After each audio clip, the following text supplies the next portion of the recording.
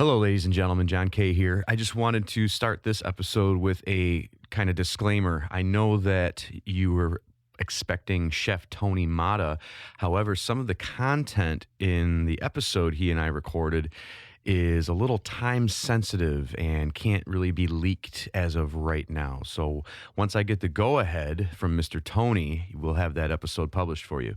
In the meantime, we're moving right along with this episode with my good friend Cody Hawken, the Chief Technical Officer for One Time Run. We had a really good conversation, and I think you're going to enjoy it. Let's get started. A lot of jobs are going to be going away pretty soon. And it's something I harp on a lot. My friends, I'm sure, get sick of hearing me talk about how the technological revolution is right around the corner. But it's a fact we all got to acknowledge. And, when you're working at a business, you're building for them for the most part. You're working for you. You're building something that you get to keep all the time. So creativity is a valued asset that I don't see going away anytime soon. And just take one philosophy that I read recently that was pretty cool, I thought, was I believe it's a Japanese work ethic thing. It's like, can you work twice as hard as you did yesterday? Probably not. Can you work 2% harder than you did yesterday? Absolutely. So don't aim for the mountains without, and get disappointed when you can't make it there. Even if you just have a little time in your spare time to work on your thing, put that little amount of time in and then just challenge yourself to do a little more the next day. And, as with the exponential gains of the technological revolution, it's going to take all our jobs. Your personal content will, grow to unimaginable levels in a pretty short period of time. Welcome to Get After It. My name is John Kay, and I am a professional musician, record producer, and lifestyle entrepreneur. In each episode of Get After It, I talk with an inspiring person with a powerful message to help you discover how to realize your true potential and become your most authentic self through positive intention and purposeful action. I'm truly grateful to those of you listening right now. So without further ado, let's get after it.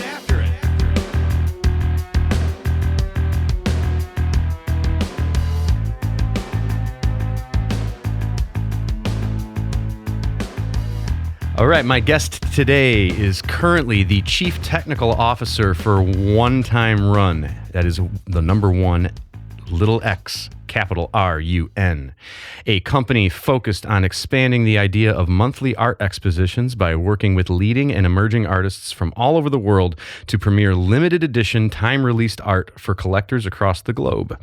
I say currently because his skill set and his personality afford him the opportunity to work in nearly any industry, and he's always reaching for the next level. I've known this gentleman for over 20 years, and his bright outlook and positive mindset have never wavered, at least from what I've seen. He's got secrets, I'm sure. He never fails to have a good time, even when he's having a bad time. Ladies and gentlemen, the well-traveled and inimitable Cody Hawken. Cody. Hey. How's life treating you? We already said hello and everything, but now we're going to fake it for the audience. That's sure. Good. How's life treating you, man? I could not be happier at this particular moment in my life. You mentioned something about that because you had a birthday 4 days ago. Happy belated. The big 3-3. The big 3-3, the Rolling Rock. Right on. Right.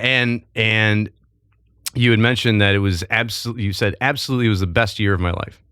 Absolutely. Why? It's a good starting point, I guess. Go ahead. Well, I'd have to say there's a lot to go into that. We got time. As far as where we start, probably one of the biggest transitions I made in this year was that I moved from the West Side, where I've spent, a good majority of the past couple of years of my life, to moving over to the East Side, over into Ferndale. I bought my first place, and I've kind of always been a believer that, not due to laziness, but I tend to spend most of my time within, say, 5 miles of my house. So with that in mind, the 5 miles immediately surrounding my house are so much better than they used to be. No offense to the West Side. Right on. The people are more my speed over there. There's just a general spirit of innovation, and it's kind of weird, which I'm totally into. So are you finding that just changing locations has has done something to your productivity, or what are the tangible benefits that you've seen other than just feeling better about where you live or having it be more your vibe? I've loved living on that, or I've loved that side of town forever. And anytime I wanted to go out there, it was a total task. If I'm going out for a party or something like that, there's no way I'm like going to drunk drive. So I'm either staring down the barrel of like a $60 to $80 Uber or Lyft situation, right? Or going to have to plan shacking up out there somewhere. So that really limited the amount of stuff that I was able to get out there and do. It made it more of an event than just a casual everyday situation. But with that in mind, a large part of it is I have a group of friends out there that really kind of helps me transition into this next kind of phase of my life. Growing up, I was always kind of on the smart kid side. I went to gifted school and all that. And by the time I reached high school, I didn't really want to do that anymore. I kind of want to distance myself from that. From being known as the smart kid? Yeah, I opted out of the gifted program once I hit high school because I wanted to have the normal kid high school experience. You sound like me. And it's so literally the exact same thing that I did. Yeah, I can empathize. All right, sorry, go ahead. Moving out to this side of town is in large due part to a group of people that I met a few years back, and they had what you might consider most easily as like a sort of frat house, but definitely not frat kids. It's just a house, a collective of a bunch of people that were kind of like-minded. All of them very on the intelligence side, but also on the creative, getting wild side. Like, okay, it was known as the Briarcliff House. It was over in a neighborhood called Sherwood Forest, over near Ferndale. Okay, in Detroit. And going over there, I kind of realized that was like a dawning of a new time for me, and that I realized that, hey, there's smart people out there that are absolutely unapologetic about their, intelligence, but at the same time know how to have a great time. And how long ago did you run into this crew? I'm going to have to say about 4 years ago at this point. All right. And, anytime they have a party, it's not just let's get together. There's a theme behind it, definitely offbeat kinds of situations, which helped me grow into the, adventurous, weird spirit that I have today. So you go out there, you meet this collective, they embrace you, take you in, and then you made the decision, I think 2 years ago, that you're going to move down there. Yeah. And it's been an arduous process getting you down there. It was an absolute nightmare buying my place, but luckily through the help of my real estate friend and my lawyer, who would probably sue someone for fun with me, I was able to get him to knock like $9,000 off the purchase price for all the struggles. So good. That was a win for sure. So you're out there now. You're digging it. You're digging the vibe. How did you come to start working with One Time Run? The funny story behind that is that as an entrepreneur and an owner of my own business, I've had my own business called Calebra Creative for just under 8 years now, and basically it's just kind of a banner for me to do independent contracting with, sometimes interns, sometimes hired help underneath me. But it's just kind of the flag I've flown since I moved back to Michigan years ago. And from where?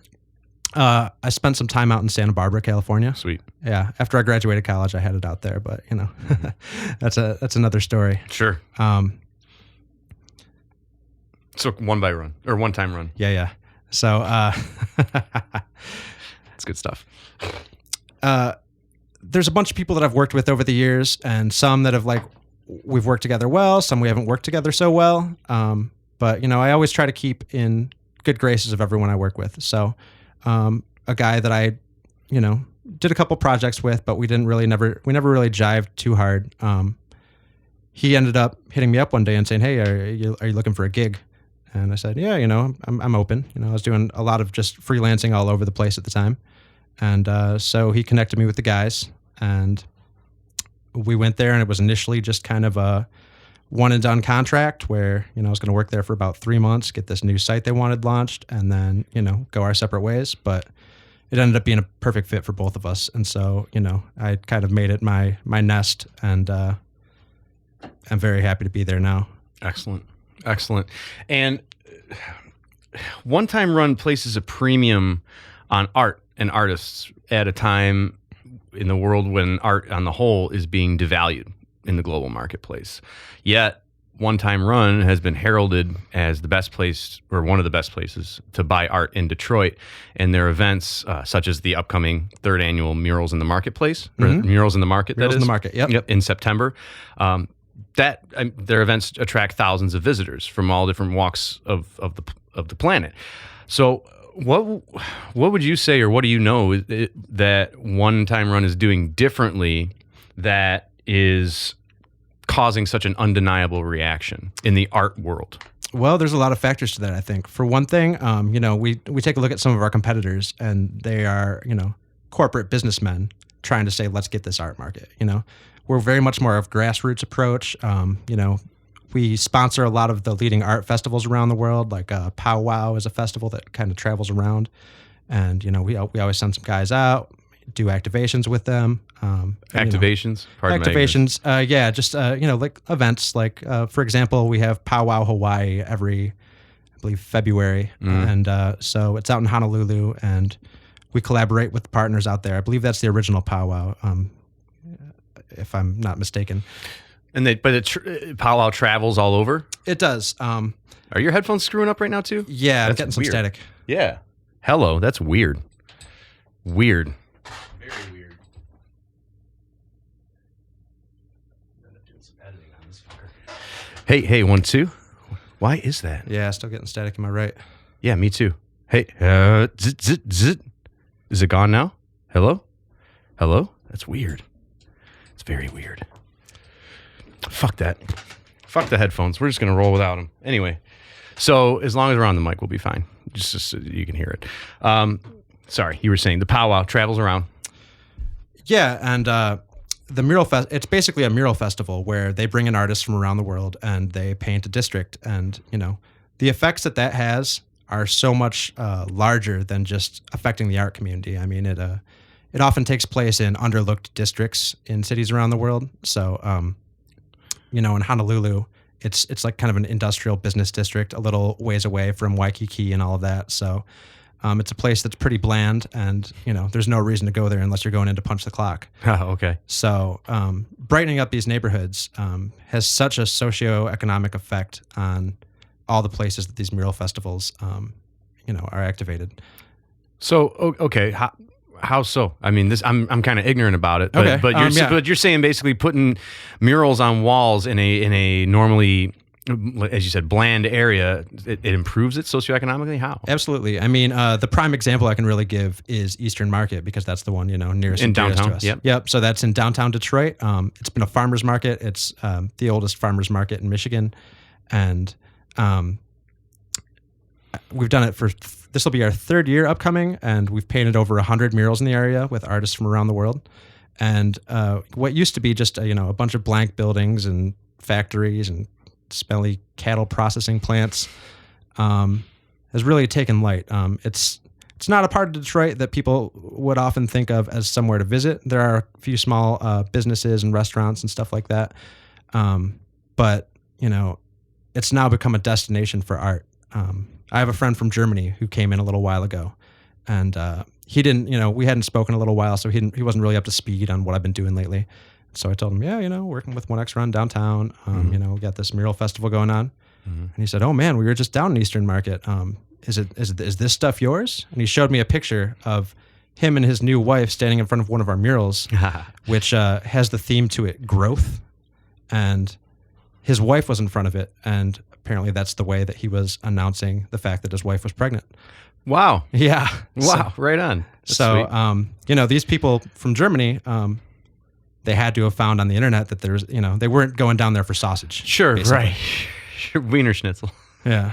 Sure. But, so as the mural markets as the mural festivals have progressed, we've really seen a transformation of the area down there. There were a few little bars and stuff like that before, but now things are taking shape. There's a bunch of nice fancy restaurants opening up.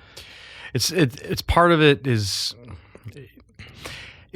putting murals in a community that doesn't have art and stuff like that. Is that one of the first steps towards gentrification, essentially? where okay, the murals are up and now it's this place is kind of hip and cool, so now we're going to put this new hip and cool store here, now we're going to put this new, I'm not trying to paint a negative light, I'm trying to understand, because gentrification starts with the creatives. It starts with artists who are willing to live among a more diverse or I guess poor area or what have you, and they come in and they save so much money on their housing and their expenses that they can afford the materials they need to create their art, whatever form it is. And then they start displaying their art around the city. They start showing their friends where the hip, cool places are to go that don't live in the city. Their friends then have a desire to move into the city, and on and on. And then all of a sudden it's explosion of all this hip new culture, which Detroit is experiencing. You can't walk a mile without running into a few gastropubs and Hopcat and all this different stuff. So I guess what I'm asking is, I know the murals in the market being a big thing, and I've read online that it does contribute positively to the community. My question is it the whole community, or is it just the community of artists and like-minded? I don't want to say hipsters. That's a cop-out statement, but you get what I'm saying. You get where I'm going. Like, well, yeah. I mean, it's definitely, there are some. I mean, good things do definitely probably contribute to gentrification in a neighborhood. You know what I mean? Sure. And by putting up murals, you're discouraging like illegal, terrible graffiti that people are going to put up. People just tagging their name up and stuff like that. Yeah, it's funny you say that, because when I drive downtown, I see murals, I see graffiti tags everywhere, but when I see a mural, you're right, nobody screws with it. Yeah. So that's cool. Right so on. yeah, that makes for less of an eyesore. And I mean, like, you could make the argument that if someone was sweeping the streets, that would contribute to gentrification. Okay. You know what I mean? Okay. Yeah, sure. So, I mean, as far as it being a positive impact on the community, yes. But, at the same time, one of the unfortunate side effects is that, even the, less economically inclined artists kind of get pushed out of their own neighborhoods. Sure. Yeah. Yeah. And it's it happened a few years ago with storied building on Griswold. I think it was like 1215 Griswold or something like that, where there was essentially an artist collective. It was basically a building of squatters and artists just having parties and making music, making art and all that stuff. And then I guess Dan Gilbert bought it and just said, shoo, get out of here. And everyone was in an uproar about it. Oh, the parties are going to end. The raves are going to stop. But then that's on one side. And then on the other side, you have all the business-minded people who are saying, but yeah, look what it's going to do for the community and the economy and all this stuff. But there's give and take, push and pull. Yeah. It's a hydraulic. It seems, more of a hydraulic system than an abundance system at that. But right on. So that's the murals in the market for One Time Run is happening at the end of September, right? Like the last week? It's in the middle. Pardon me. All right. I believe our closing party for it's September 22nd. So I think it begins on the 14th or the 16th. Righteous. Check my dates, but righteous. Yeah. So for that, we do a ton of different events. In addition to bringing in all these artists, which we got a pretty good roster going on this year of, definitely over 30 artists confirmed so far. Yeah, I saw something. There were going to be over 50 international artists that are going to be there. That's awesome. Yeah, we rent out a warehouse. We have a print show. We have a lot of different events throughout the nights. Thanks. You can. We'll have parties where. Are you hungry? Oh no, I'm good, thank you. Jackie's bringing in some food for me. I haven't eaten yet today. I'm gonna chew on the podcast, ladies and gentlemen. There's a first for everything. No, I'm kidding. Anyway. Sorry, you were saying. Oh, yeah. So we generally have events like drink and draw events where you get to meet the artist and everything like that. Drink and draw? Yeah, that's one of the popular things going on lately. Okay, so what? You just grab a brew and you sit down with the artist and they just show you their stuff, or what do you mean? Yeah, I mean, generally, we'll have some of the artists go in there and they'll all kind of doodle away and, kind of sell their pieces at the end of the night. That's pretty sweet. Yeah, it's a, nice accessible way to get something. So now did you come on with One Time Run at the inception of the company when it was first coming together, or they had been around for a little while and then it was okay, now we're going to take the next step? Oh, they had been around for a little while. Basically, yeah, they'd been working with the same website for a few years with some minor tweaks. And given the fact that mobile has taken such a huge share of web views now, the old website really wasn't up to snuff as far as mobile. I mean, it was not at all optimized for mobile. So Sure. We're just looking at the main desktop site on it. So Yep. I'm working on my site right now and mobile. I wasn't focused on it either until I started doing some research. And yeah, basically, because I would prefer to surf the web on my computer rather than on my phone. But if most people are doing it on the phone, that's what people want. Give the people what they want, right? Yeah. So I mean, when it's 3 a.m, you're probably and you're trying to go to sleep. You're going to be looking at it on your phone. So. Yes. Right on. And so then you were saying that after you started working with them, you said it was going to be a short thing, but that turned out you guys really meshed together well. What do you think it was that you were able to step in as a freelancer and just you guys had this chemistry or whatever? What was it about the symbiosis of you guys working together that made it a good fit for you personally? Well, there's a few factors on that. One of the main ones being that with my business, I've generally cater to ad agencies for pretty much the duration of it. So, ad agencies typically offer good money, but at the end of the day, I am, the small fish getting eaten by the bigger fish that subcontracted me, getting eaten by the bigger fish that contracted them, eventually going with, the proceeds of my work to some faceless corporation that I don't really see. Right. With One Time Run, the two owners, work right next to me. They're not afraid to plunge the toilet if something's going on. They get in there. They are so dedicated to it, and I'm actually happy to make them money.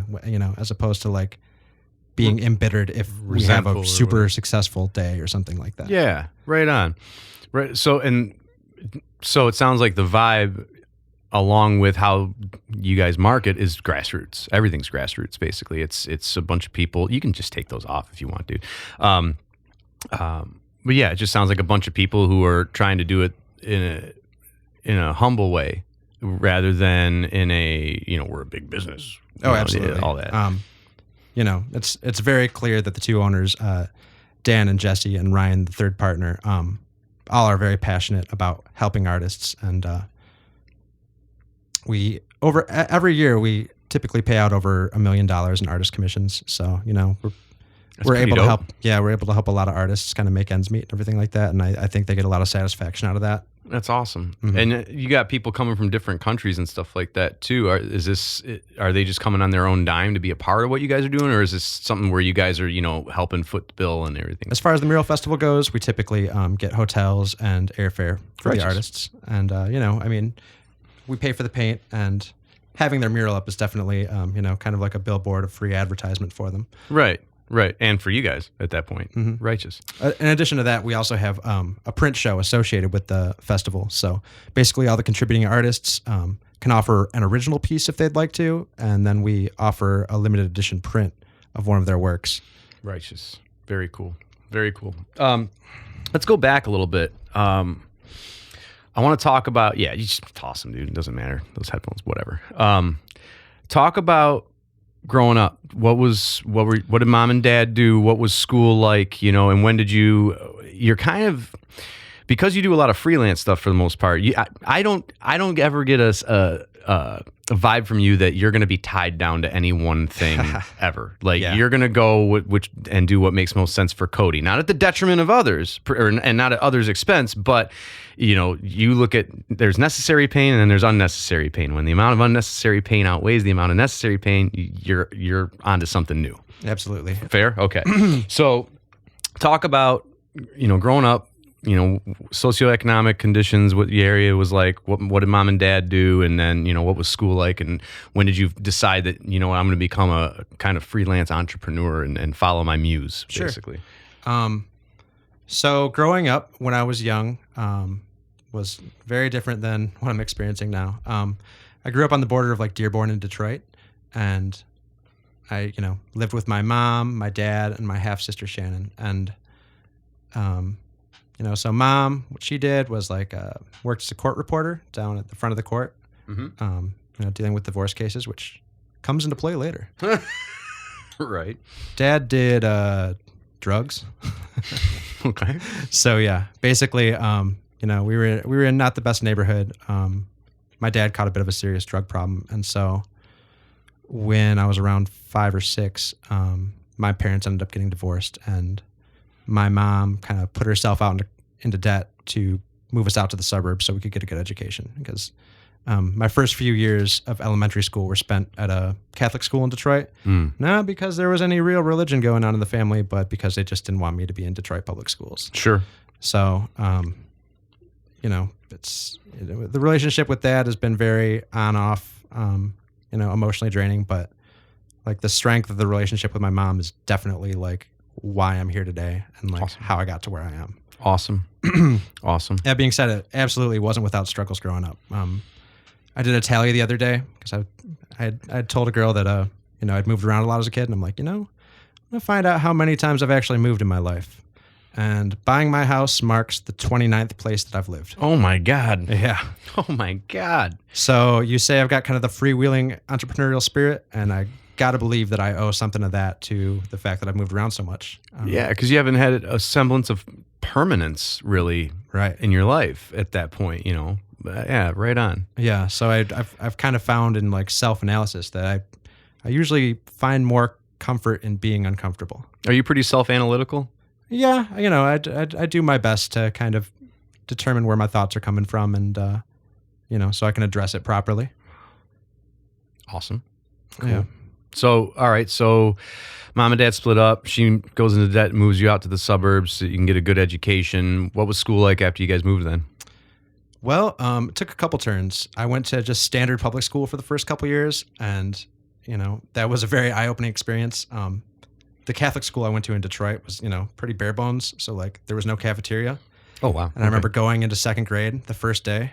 And my only expectations for what a cafeteria might be was that I was about to go to the Max from Saved by the Bell. Yeah. Like how wrong I was walking up in there and seeing like a couple senior citizens slanging rubbery pizza. Like it was a bummer.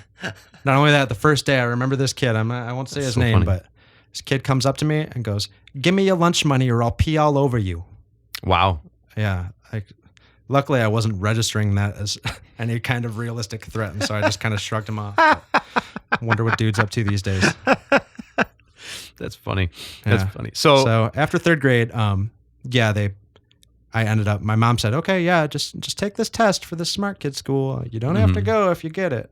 But I took the test, and mom's like, "Yeah, you kind of got to go now." What was it? The MACAT program or something? ACAT. So ACAT, yeah, right on. Over at Webster. You went to Webster. I did. I went to Webster. Yeah? Yeah. I was only there for sixth grade.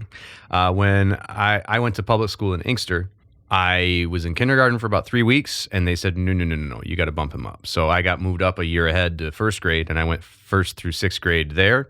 And then when we moved to Livonia, much like yourself, I had a choice. I could either go into seventh grade regular and be mainstreamed for throughout high school, or I could do sixth grade again, but at the gifted school and be with kids my own age. Expert mode. But going through that, like you said earlier about going to high school and just wanting to be quote unquote normal. Yeah, I didn't take any like AP classes or anything like that. I just went, you know what? I'm focusing on music and doing the band thing. But anyway, so you take the ACAT, you pass it. So they move you into a gifted school at Webster. Yeah. And for fourth grade? Yep, fourth through sixth grade I was over there. Right on. What's ironic is... Did you have Miss Minsterman? I did not. I somehow dodged the Minsterman. I definitely had Miss Brown. Yeah, right on. But yeah, it's ironic in that the religious school I went to is now a mosque. The public school I went to has been bulldozed, and Webster burnt to the ground. So that's right. So they're all gone. Yeah. Did you go to Frost after that? I did. Yep. So yeah, I did the MACAT thing there. Right. And then Churchill? Yep. We went to school together then. For 1 a brief year? time. Yeah. Because you're class of 02? I am. Yeah. We went to school. You were a freshman when I was a senior. That's funny. Full disclosure. Yes. I almost wore a shirt here. I was counting on Jenny Subha to loan it to me, but she didn't make it home. The 8 is Great shirt or something? Yeah. She had a Churchill shirt that you had autographed. That leads perfectly into my next question, or my next thing. You and I first met over 20 years ago at one of my band's shows. How old were you when you started going to punk rock shows?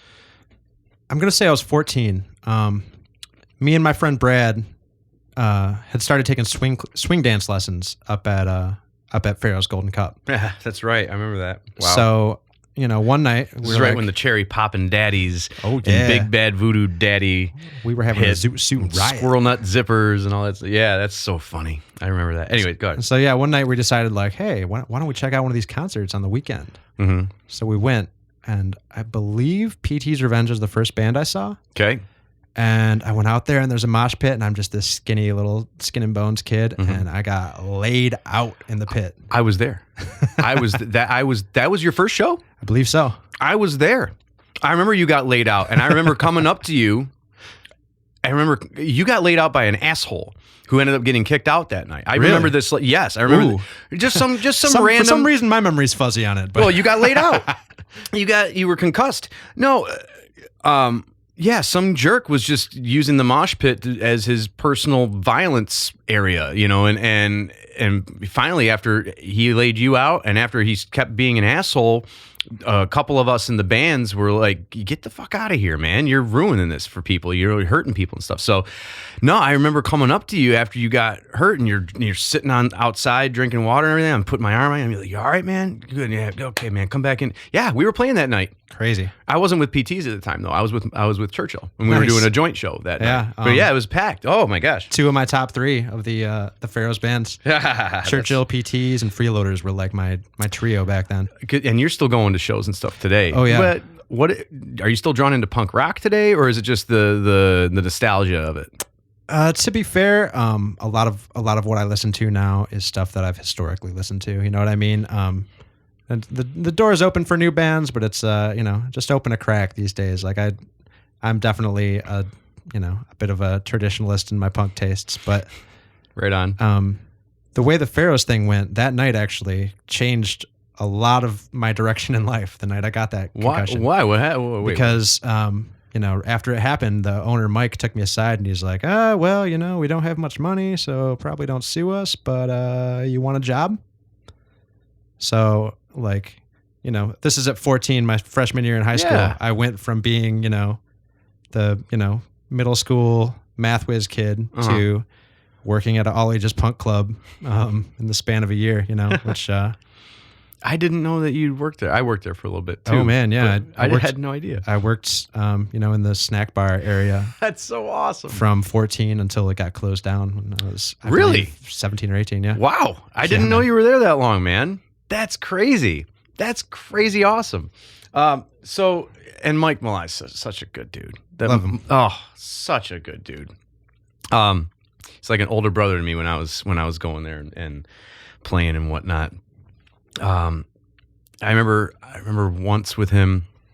This is a good Mike Malai story. Mike, if you're listening, I still love you, buddy.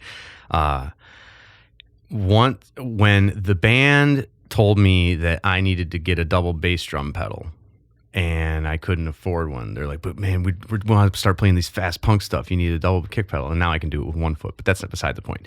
I couldn't afford a double kick pedal. And we had a show coming up that I wanted to debut it at or whatever. And I went to Mike and I lamented it to him. He's like, you need some money? I was like, I'm not asking you for money. He's like, no, it's cool. He gave me $100. Wow. He goes, here, go get the pedal. Pay me back whenever, or don't pay me back. I don't care. I'm like, wow, okay. Respect. He's such a good dude. And if you're a righteous person, he's righteous. I've seen him get pissed though. And I'm sure you working there, you probably saw him get upset once or twice. So you talk about your father catching a bad drug habit, but your father is also a musician. He is. And a few years ago, you had me record him playing a handful of his original songs, which I saw. They have thousands of plays on SoundCloud. I don't know if you're aware of that. It's been a minute since I've checked for sure. Right. How's he doing these days? We're kind of estranged at the moment. Still back again? Yeah. Bummer. I'm sorry to hear that. Well, I've definitely had some bad cards dealt to me throughout the years, and at the time, I've been bummed about them. But really, as cliche as it sounds, it's kind of my armor now. Like, I'm thankful. I'm thankful for like the shitty stuff that I went through as a kid, because if I wasn't moving around a ton, I wouldn't be as dynamic as I am now. You know what I mean? If I didn't have to deal with shit, then everything would be a problem. One thing I think about is, I always kind of thought, man, how cool would it be to grow up in like, Venice Beach or something like that, be a kid growing up, learning to surf, walking on the boardwalk, getting your first kiss on the Santa Monica Pier or something like that. Right. But then after living out in California for a while, I realized like most of the people I know from California do not give a single fuck about anywhere else in the United States. Interesting. Like, you know, when you come from somewhere that's awesome, the rest of the world's a little grayer, I think. You know what I mean? Yeah. Absolutely. So, I mean, but, you know, growing up in Michigan, I'm like, fuck it. Des Moines sounds like a blast. Let's do this, you know? And Des Moines is fun. I had a great time in It's Des a Moines. fun little town, man, in Iowa. I like it, too. We played a couple shows there. It was good times. The number of people that didn't know where Detroit was fucking boggling. That's disgusting. Yeah. That's just ignorance at that point. That was an interesting era all around. After I graduated college, I wanted to get out there. I wanted to move somewhere, you know? And although I had never stepped foot in California, I super enjoyed the Red Hot Chili Peppers, and I was going to take their word for it. So I talked to a buddy I had in college, and by buddy, I mean a dude that I had gone to parties with maybe 10 times in my life. And he said, you know, I live in Santa Barbara. You can crash on my couch till you get your shit together. Yeah, come on out, man. So I just packed up my car and drove on out there with a woefully underprepared amount of money. Yeah, okay. And, you know, started crashing at this guy's house. And Santa Barbara is a very unique place. It's super high property value and everything like that. Prices like rivaling LA, but there's not much industry to speak of there. There's like Raytheon, the defense contractor, Sure. and then there's the University of California, Santa Barbara there. But other than that, you know, it's just retail and stuff like that. So basically you had to be rich to live there. Gotcha. So Gotcha. Or have some sort of income stream that has nothing to do with where you're living at. Right? Absolutely. Yeah, right on. So, you know, it was an idyllic place, but at the same time, you know, I got out there. Turns out maybe you shouldn't exactly move in with a dude that you've only gone to parties with a couple of times. He was a little spun out, a lot of pills, a lot of booze, and spent some time. The type of person that doesn't have a problem with people crashing on his couch. Yeah, right. Yeah, I guess hindsight 2020 on that one. But on the plus side, that really gave me an impetus to really kickstart the job hunt. Like I was planning on going out there and just cooling out for a couple of weeks before I really, you know, got to the grindstone on finding a gig. And because of my sped up timetable for wanting to get the fuck out of there, I ended up getting a job at the university, like a really solid job for my first thing out of college. Like I was making like $50,000 a year. I was totally stoked. Sweet. But yeah, so then I'm like, oh yeah, I'm the king of the world. I'm making $50,000 a year. Who wants to touch me? But I went and got my own place, and it was, I believe, $1,200 a month for 360 square feet. Gross. There was a hot plate and a mini fridge. It was basically one of those L-shaped motels that you see off the side of the road. Yeah. That, you know, I assume hookers go to. But they had converted it to apartments. So I was living there. And all my friends were basically, they had jobs, but they were just playing jobs until their trust funds kicked in, you know? Oh, okay. Yeah. Like the first girl I dated was kind of airheady out there, and like she crashed 2 Range Rovers, so they got her a Volvo station wagon instead. Like, Wow. damn. Wow. So yeah, they'd still be like, come on, it's $15 drink night at this bar. I'm like, all right, I'm going to drink a half pint of vodka in the parking lot and I'll meet you inside. Yeah, like, and what are those people doing now? Like, you know, like, still, you know, suckling at the teat, or yeah, that's another thing that I'm thankful for. You know, growing up, once we kind of finally did settle in the suburbs, in my high school period, my mom bought a condo, and it was a 1-bedroom. So her and my sister shared a room, and I slept on the couch.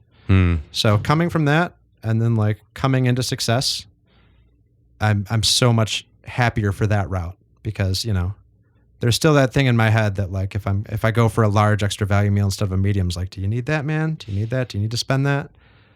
So, you know, I feel like if I came from money, if I came from money, I don't think I would have the drive that really kind of got me where I am. Ditto. I think that growing up without gives you an appreciation, more of an appreciation for what you have and whatnot. I tell people that when I was living in Nashville, living out of my car, for 2 months, I said it was the most peaceful 2 months of my entire life, because I was alone. I wasn't living with anyone. I was free to do my own thing. It was one of the first times I really felt like a man. And by that point, I'd already been married and divorced and had 2 homes and all this stuff. But going without for 2 months, living in a car in January, February, March, whatever, and counting on the strangers I was meeting to empathize and to understand. It showed me a lot about how people are too, where people can judge you based on your temporary situation, and some people allowed that to define, oh, this guy's a bum. Some people looked at it and went, oh, he is getting after his passion and his dreams, which is what I was doing. I moved out there to finish my internship for school, and so some people, when they hear, oh, I'm living on my car, they think, oh, that's so sad. But some people think, oh, that's awesome, man. You're getting after it. All right, what can I do to help? And that's it showed me that, I don't know.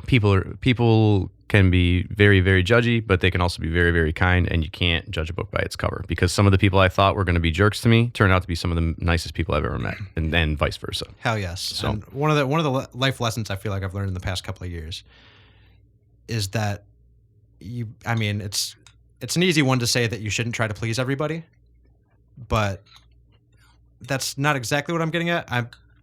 Spend your time on the people that are fuck yeah people. You know what I mean? Like, we see a lot of artists coming and going. We have an artist loft at our studio where we have international artists come in and spend some time with us and everything like that. And trying to be buddy with everyone can take a toll on you. And I kind of learned to kind of just focus on, like, have your initial introductions, see who you jive with, and just focus on those people. And don't spread yourself too thin. It's like, you ever watch Seinfeld?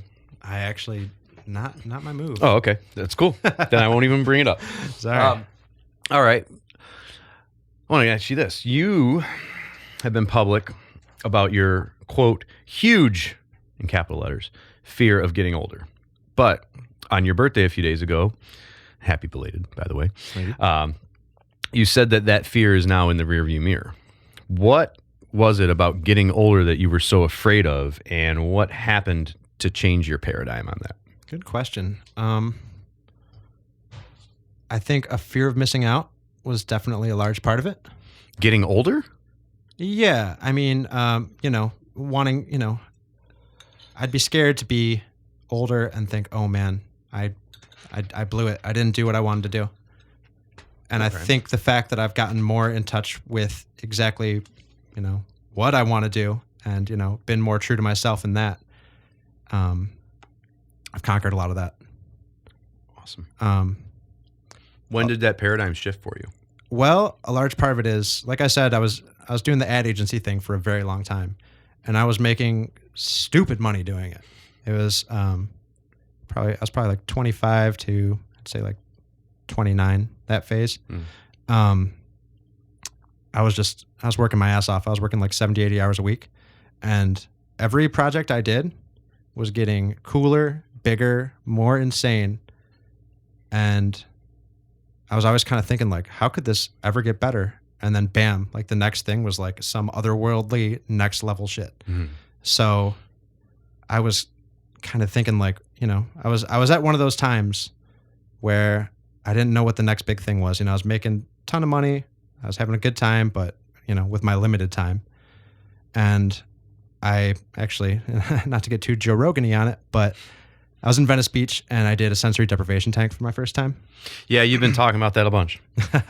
So I went in there, and, it's for people that aren't familiar with it, it's you're cut off from all stimuli, sound. So paint the picture. So you walk in, and yeah, this one actually, it's a pretty daunting one the one that I went to in Venice Beach. It's basically this big square metal box.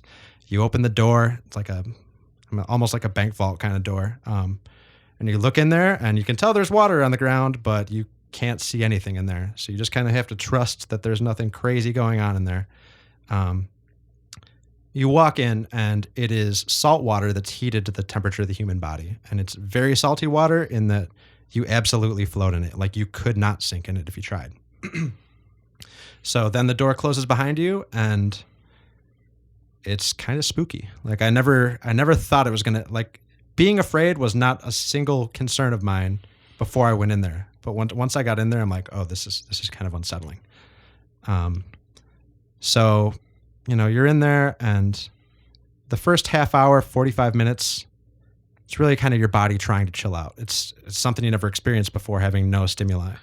So, you're itching, you're kind of fidgeting and stuff like that. But as you get more comfortable in the tank, you're able to think more clearly than me personally. I've never been able to think that clear. The problem I encounter with it now is that when I go in there with the intent of asking myself questions. A lot of one of the kind of things people tend to do with psychedelics or something like that.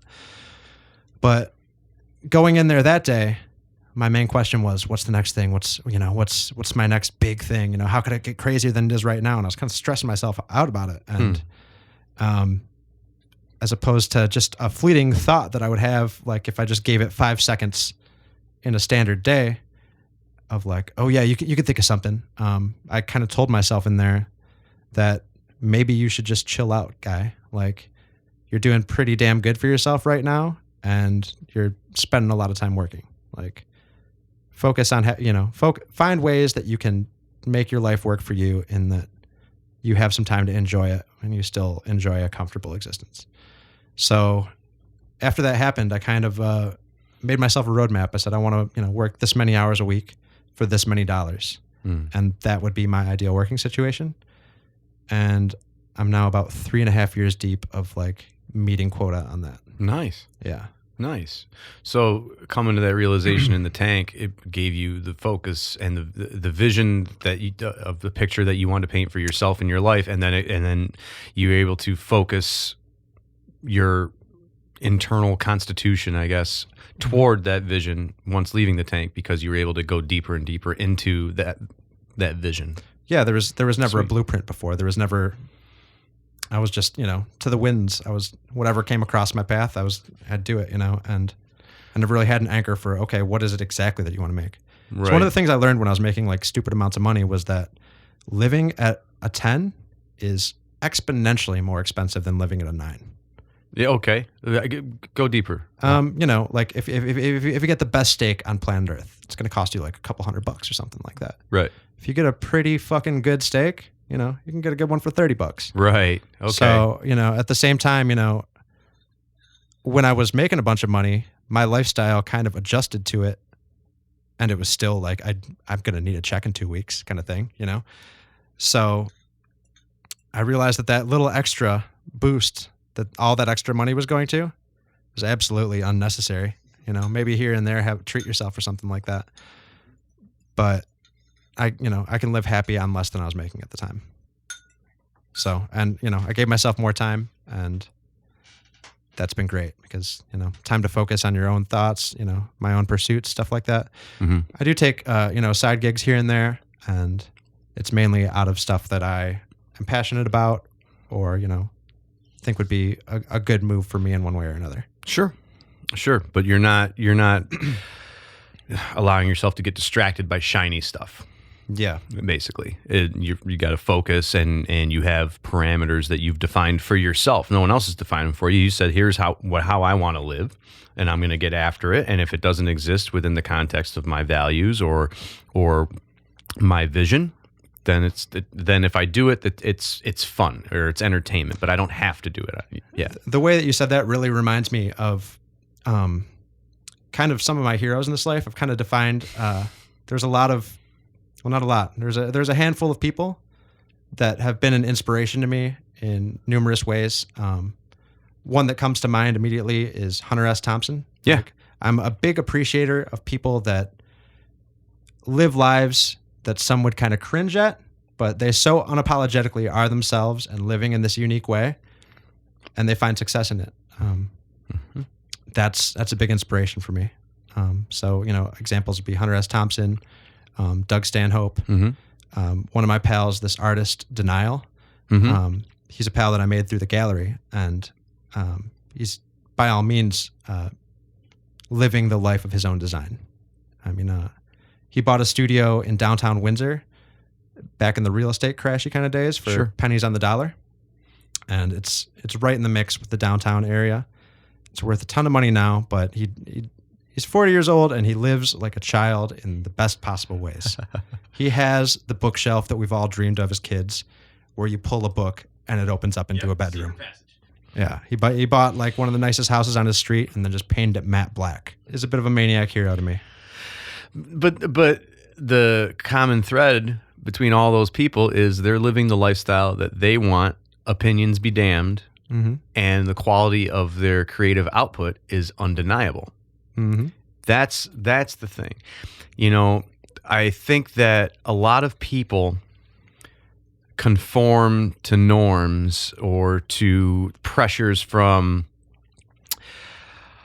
spouses, parents, siblings, friends, coworkers, bosses, you know, all that stuff. People conform to a certain way of living because that's the program that other people are running for themselves, and they see it working for them and they go, oh, well, that should work for me. But just copying someone else's formula doesn't necessarily work for you, you know. And even getting to, you know, if we're looking at 2017, if you said 100 years ago to people, just so you know, in 100 years time, 2 out of every 3 marriages are going to end in divorce. Most people will not be smoking cigarettes. Beer is not going to be consumed. Mostly liquor will be consumed. You know, all these different changes, all these different things are happening because I think the internet has exposed everybody to a lot of information. People are sharing information with each other, and everybody can go into their own niche so much more now because of it. Everyone can find exactly what they're interested in and cater it to themselves. I don't want to say a lot of people are waking up, but a lot of people are becoming much more open to finding their own way, carving their own path, and not to be a horn tooter of my own here, but that's why I'm doing this podcast, and that's why I have people like you on, and all the other guests I've had on, is because we're doing things our way. And one of my missions with this podcast is to, I guess, convince other people, anyone listening, that whatever dream or passion you've got in your heart, you are allowed to get after it. The only permission you have to give is the permission you give or get is the permission you give to yourself. You don't need it from your wife or husband or boyfriend or girlfriend. You don't need it from your mom or dad or anyone. You need to be able to give yourself permission to live the life you want, whatever that means for you. And as long as you're not hurting other people to live the life that you want, more power to you. So, and yeah, I totally agree. And it's not easy. I feel like I'm still deprogramming myself in a lot of ways. You know what I mean? From the expectations of others and stuff like that. And that's why I kind of like look to guiding lights, like, you know, the guys I was talking about. Yeah. And, you know, okay, you said deprogramming. That's a perfect word because, you know, yes, we're not computers, but we have hardware and we have software. We have all the physical stuff with our body, but then we also have the software that we put into our brains and our subconscious. Unfortunately, until you become aware, you're not the one writing your own program. Your parents are writing it from birth. And then after that, once you start going to school, your peers start helping write part of your software programming. And then your first job, your first employer. There's so many different things that affect your program. But when you finally get to the point where you realize that, A, you are the programmer, B, you can write your own program, and C, you have the freedom to run that program, that changes everything. So, yeah, if you're listening, you know about this by now, if you've been listening already. If you have a passion, get after it. Don't let anybody tell you otherwise. You're a street skateboarding enthusiast. If we're going to flip here, kick flip, and you regularly post, right? And you regularly post videos online of you working on your technique and flow and having fun. What got you into skateboarding at first?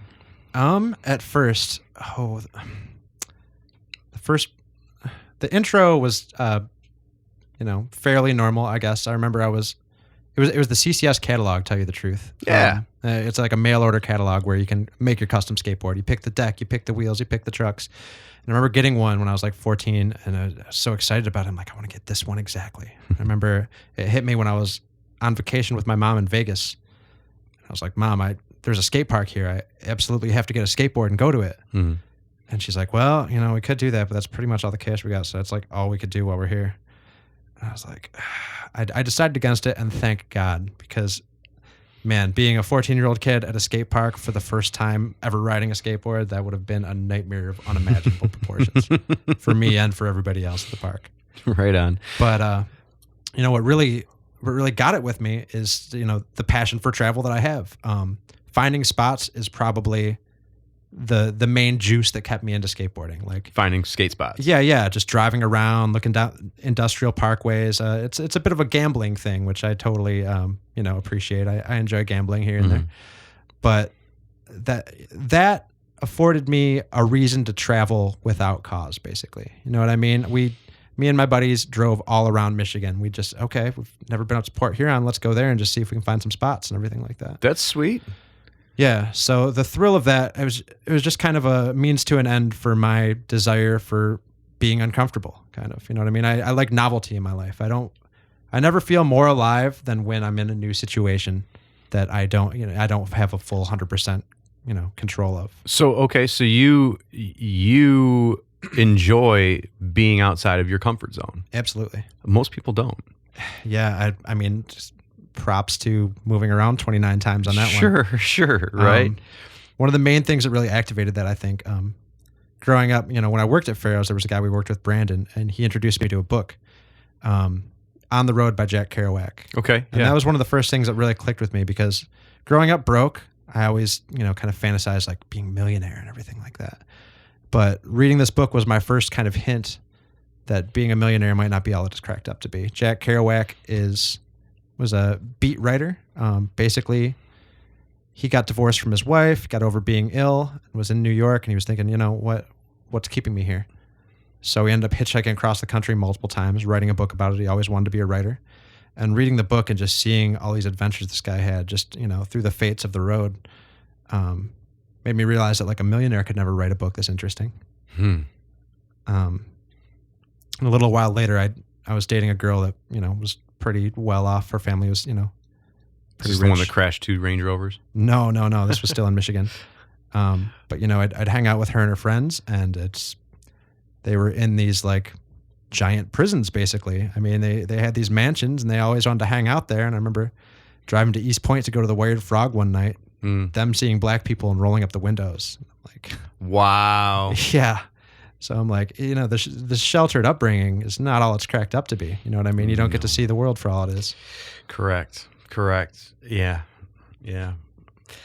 Who would you say are your top 3 favorite skateboarders? There's a guy, Richie Jackson. I don't know. Pro skater. Yeah. With long hair. Yeah. He's a total weirdo. The Feech.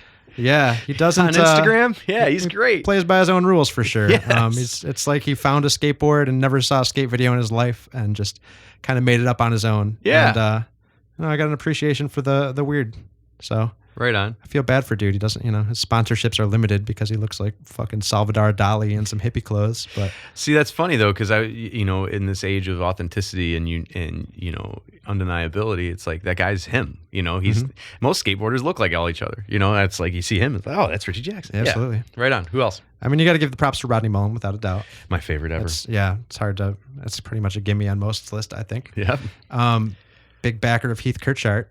Heath Kirchart. I haven't heard that name in a long time. He's been out of the game for a little bit now. Yeah, no kidding. But yeah, man, I don't feel like skateboarding ever really came easy to him. Okay. He just worked at it. He's the working class hero. He right on.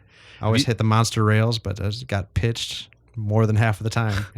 Have you seen?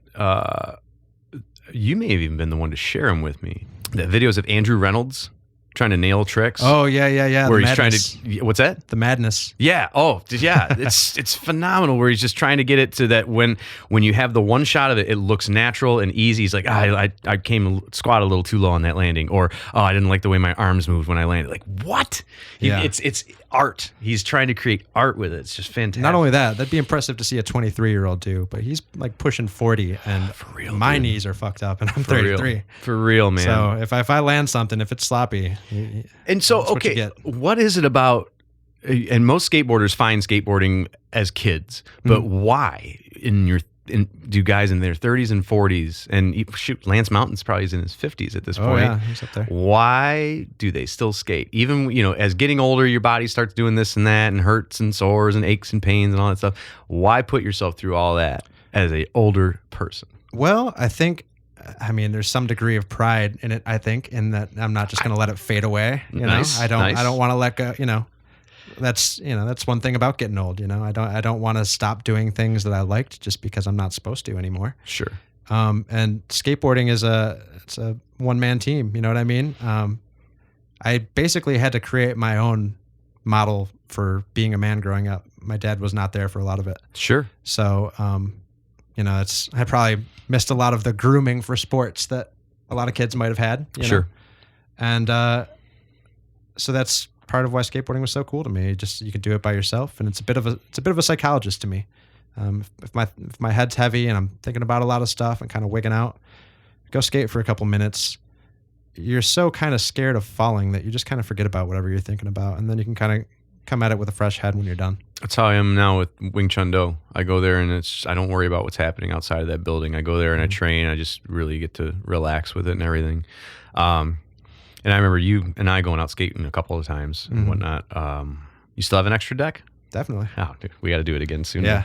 And it's funny that you talk about skate parks though too, because they're all over the place now. When I was skateboarding, there were hardly any skate parks, and you had to look in the back of a Trans World magazine for the listing of. They had a listing of all the skate parks in the country in Trans World magazine. Yeah. And it was only on one page for Right. all the states in the union.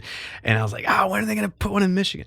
But now it's like Westland's got one. Yep. I think Ferndale's got one. Ferndale's on the way. Actually, That's right. That resulted in a very serendipitous meeting. That's right. I went to a city council meeting because they were about to build the skate park, but they were just city council people doing the best they can. They didn't know who should build a skate park, so this kind of grifter company that just basically puts down metal ramps on a concrete slab and calls it a day. Gross. Had actually gotten their bid secured, and me and one other guy went up to the meeting to say our piece about why they shouldn't do that. And in that, I got to talking to the other guy, and it turns out is the owner of a meadery near me. A meadery? Meadery. Okay. They make mead. Mead. I thought you meant meat. honey wine. Yeah, basically. Yeah, sure. And my main goal for the skate park was to get like a good 3-4 foot mini ramp. Like that would make me happy. So he said, well, you're in luck. Come back to the meadery with me after this. So I go, and it's got a nice little tap room, and it's apparently the biggest meadery in the United States. And he takes me to the back, and there's a perfect 4-foot wooden half pipe. So it's great now being able to go back there like Goodfellas, just push past the bar people and walk in the back and, just skate to my heart's content. It's so awesome. Oh, that's the one I just saw you post videos of. Yeah. That's awesome. What is what's your go-to I got to impress somebody trick? And then after that, what's the trick that's on your bucket list of I must learn that trick? Well, I got this finger flippy bullshit trick that someone taught me back in the Pharaoh days, which is just 100% of the time going to work. And if someone doesn't skateboard, they don't know that it's easy as fuck. Right. So I got to say that's probably the number one deployment. Awesome. But a trick that I told myself I must learn. Right now, it's the blizzard flip, which is... The blizzard flip? Yeah, it's a Chris Cole shit, if that gives you any indication of the I have no level idea. of severity. No, I have no idea. Basically, it is... You're riding fakie, which is backwards.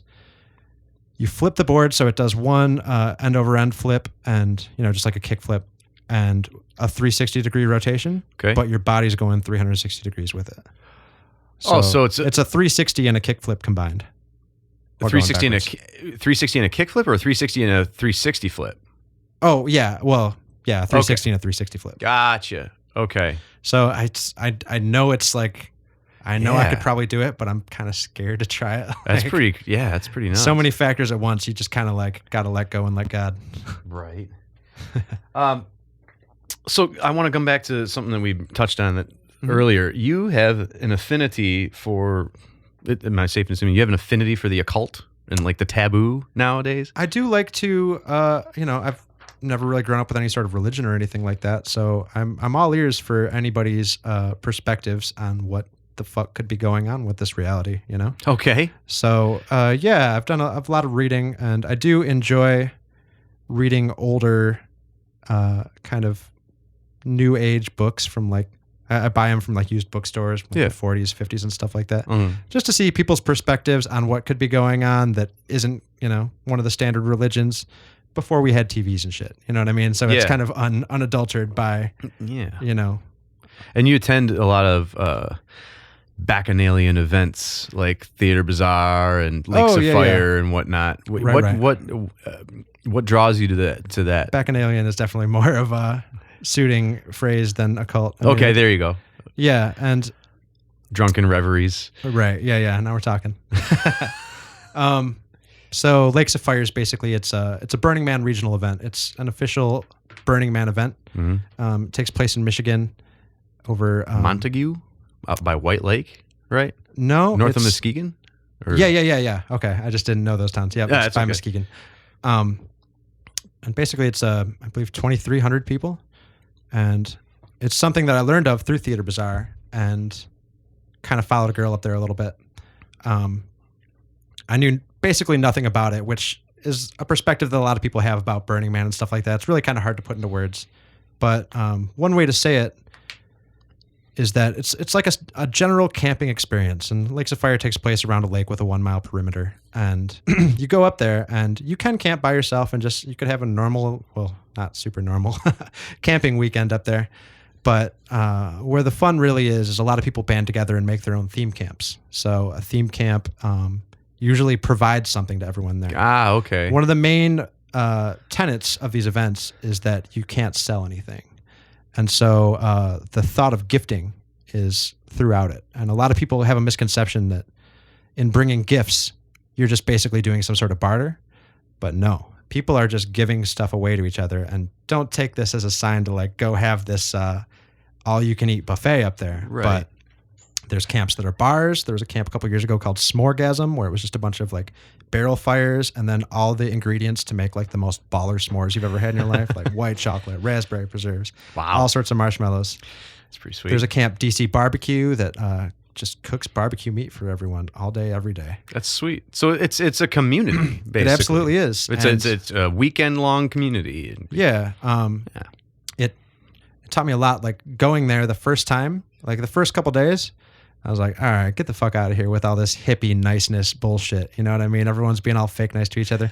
Because everyone there generally is pretty cool. They smile at you when you walk by. They say hello. If you meet someone, you hug them. Yeah. But after a couple of days, you're like, shit, this is legit. Kind of lose yourself in it. Right on. So yeah, I mean, it's an event for people to go be themselves, short of, whatever kind of office or whatever kind of hectic lives they have back home. Yeah. It's just kind of a little palate cleanser for the world. And the stuff that's there, I've felt several times like I'm absolutely making this up in my mind and then it's becoming reality before me. Okay. Like there's like 6 or 7 bars there usually where they're just pouring you whatever you want to drink. The first year for my gift, I didn't really know the gifting process. So I bought a bunch of boxes of Chips Ahoy because they were cheap at Meijer. And I went there and I'm like, man, I don't know how cool these hippies are going to be with these Chips Ahoy with partially hydrogenated soybean oil and all that shit. Turns out being fucked up trumps being a hippie by a long shot. Yeah. So people were like kissing my feet to get some fucking basic. Well, they were chewy Chips Ahoy. It wasn't exactly standard. But. That's awesome. But yeah, it's like a 4-day thing. Like this past year, I was with a camp called Camp Recharge. 3 sweet girls that I met a couple years back, and basically what they did was provide cell phone chargers, a massage chair, aloe, bug spray, hangover remedies, oatmeal breakfast. Sweet. And yeah, it was just kind of a rehabilitation area, which is how I got to know them from previous years. Nice, man. Yeah. I like it. So I have a thought. It appears you're a perennial bachelor. Any thoughts about a romantic relationship? Not with me. Well, it's funny. When you go to these Burning Man events, eventually you get, kind of gifted with a name, like because everyone kind of has an alternative name up there. Like, okay. Dusty or Spoon or something like that. It's not usually like a 1-word kind of name. And a couple years ago, I went up there and the theme was mythical creatures. I'm like, I'm not going to be a unicorn. What can I do here? And I am pretty passionate about my love of Jägermeister. Mm-hmm. So I was like, I'll get some, antlers. Mm-hmm. I'll go up as the Jaeger deer and pass out Jaeger to everybody. There you go. So I did that, and it was a good theme. Stuck with it. I like altering people's fates by giving them Jägermeister and just straight changing nights. So, I've done it for a couple years running now, and my good buddy's wife came up with stag because, deer, stag, and I I do like, and I super enjoy going to things by myself. It's kind of a selfish thing a little bit, I would say, because I kind of want to be in control of what's going on. I learned that from, with my love of Jack Kerouac, I always kind of wanted to take a trip by myself and just see how it goes. So in the ad agency era, my buddy hit me up. He lived in Florida. He wanted me to come down and visit him. So I thought about it, and he was like, he's got two young kids. And I'm like, I won't be able to work down there if I don't have a car. So I could either rent a car or I could do that trip I've always been thinking about taking, and I could just drive down there slowly. So basically I took 2 weeks driving from Michigan to Florida, stopping in any major city that I found pertinent along the way, hanging out for a day, maybe 2 days if I liked it, working in the daytime, driving a couple hours, repeat ad nauseum. And I was super paranoid at first. Like the first night I was in Cincinnati, I believe. And I was there and I was just trying to talk myself into going out. And it's like, man, people are just going to think I'm like a loser at the bar up here by myself. You know what I mean? Or think I'm weird for like, what the fuck are you doing? Just taking a trip by yourself. Don't you have any friends? By the time I was in Nashville, I realized like, this is absolutely how I want to take trips from now on. Yeah. My expectation was solo guy at the bar. People are going to ignore you because who's this single guy at the bar? I'm not sure that it would work the same for girls, but adventure finds the fuck out of you when you are going somewhere on your own. Yeah? Give me a for instance. Yeah. I mean, I wasn't even more outwardly sociable than usual, I don't think. But actually in Nashville, it started. I was in my hotel room and I had to get out there, but I was hesitant. I still had those vibes. Like I had gone out in Cincinnati and it was all right, but nothing spectacular. I didn't really make any I didn't have any lasting moments that really struck a chord with me. So I'm in my hotel room and I'm just I'm watching UFC on TV, and I had bought some Southern Comfort. So I'm having a couple drinks, trying to get the nerve up to go out in Nashville. I don't even know where anything is in Nashville or anything. But I'm doing it. I'm texting with a girlfriend back home and being like, man, I'm in Nashville for the first night and I've never been here and I fucking don't want to leave my hotel room. Talk me out of it. She's trying. And I'm drinking the Southern Comfort and it's not taken. I don't really want to go. But eventually I'm like begrudgingly like, all right, I'll never live it down for myself if I don't get out there. So I start to get my shit together. I look for my wallet and my wallet's gone. I'm like, this is the start of my trip. My wallet's gone. Like, I don't know where the fuck it could be. So I'm starting to bug out. Like, not only would I not be able to finish the trip, I don't even know how I'd be able to get home. Like, it had all my money and everything in it. Nashville's not a single tank of gas experience. So I'm bugging out. I ransack the hotel room, nothing. I check my car, nothing. I go back in. I'm freaked. I'm like, I'm going to check the car one more time. And my car is small and has like a bunch of weird little spots that stuff can get stuck in that you would never notice. So I go out and I happen upon this little hole and I find my wallet, everything in it. And whereas I didn't want to go out before, I now have the party strength of 10 men. Like, I am ready to fucking go. Because you got your sense of urgency up, your adrenaline going, looking for your money. And before I realized that my wallet had gone amiss, I was about halfway down this bottle of Southern Comfort, and I'm like, what the fuck? I should feel kind of cool right now. And I looked, and I had bought it at like a gas station or something, and it was like 10% Southern Comfort. It was my God. Southern Comfort flavored cordial or something like that. So I had like approximately a beer and a half when I thought I was going to be like totally on the level sloshed. Drunk. Yeah. That's funny. I am ready to go. I'm walking with purpose, and I'm walking out to the lobby. I asked the, hotel concierge or whatever. I'm like, hey man, you got a number for a cab company? And then there's two girls and a guy in the lobby too. And they're like, oh, are you getting a cab? Yeah, we're getting one downtown right now if you just want to come with us. I'm like, all right, so we're we're getting in the car. We go in there and it's apparently a girl and a guy. The girl and the guy are married, and then her cousin. The guy is a professor at Vanderbilt, which is right directly behind my hotel. Yeah. So that made sense. They said that they go up there because it's easier to get cabs. Cool. So I'm in there and, the cousin's being flirty with me and stuff. She steals my phone. I'm, not really worried about it or anything. It's clearly harmless kind of situation. But we go out and they're taking me out, they're relishing in taking this new guy around kind of thing, And I was definitely doing my best to buddy up with the guy. Because, he's a bit of a stern dude. And, I know his opinion would be, the tastemaker for the evening. Like, sure, yeah. He could definitely determine the fates. Win him of how over, cool everything's going to be fine. Yeah, absolutely. Sure. Yeah. So that's going pretty good. And we're in the bar, and the girl sees an ex-boyfriend. And she's like, all right, you're with me tonight. You're making him jealous. So I'm like, oh, here we go. So this girl's like getting up on me and everything in the bar. And, we're having a good time. I can't believe, like, I put absolutely zero effort into creating this night. It had just fallen in my lap in such a perfect way, And so, we're having a fun time. Everyone's buying each other shots and everything like that. The guy's cool. We're talking and stuff. And I ask him, I'm like, so you're a professor at Vanderbilt, huh? Yeah. What are you professor of?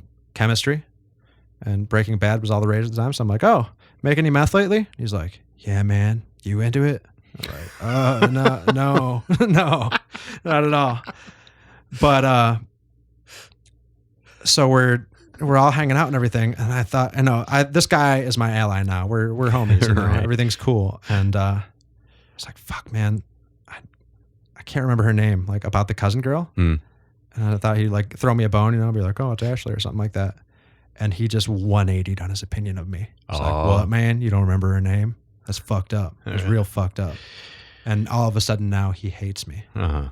And his wife is like trying her best to like win him back to like not hating me and shit like that. She just wants everything to be cool for everybody, She's like trying to help her cousin out or whatever. And eventually, like, the solace is only found when she admits that she forgot my name. So he begrudgingly accepts it, So he's like, so they're like, yeah, we're all going to go back to his place right now. And so, all right, he's got like a professor spot on campus. It's pretty sweet. Yeah, eventually they talk me into, or they talk him into letting me come back and everything like that. So we go over there and everything's chill and everything like that. But, the vibe is not cool anymore. And so she ends up being like, you want to go get a pack of cigarettes with me? Sure. So we start walking. The gas station is actually like further than my hotel. We have to walk out of his area, past my hotel to the gas station. So it's like, all right, we're back at the hotel, Right. Just go in there every night. Yeah, sure. She comes back, go up into my room. It's like, it's getting a little heavy. Like, do you have a condom? I'm like, no, hold on 1 second. So I run downstairs to the lobby. I ask the woman, like, yeah, do you guys have condoms here? I'm like, she's like, I think so. And we're just like digging like it's like a double dare challenge trying to find one in this place. And no, they don't. So I have to bust over to the gas station that we had previously gone to. So I'm just jogging. Like, this girl does not know that I am, like going places. So I go get them. I come back. I rush up to the room. And the lights are on in the room. And I don't have my room key. So I'm knocking. Nothing. Knocking harder, nothing. Like, just trying to shake the door. It's not happening. Like, she might have just took everything that I fucking own. Like, I don't know this girl. I don't remember her name. Right, yeah.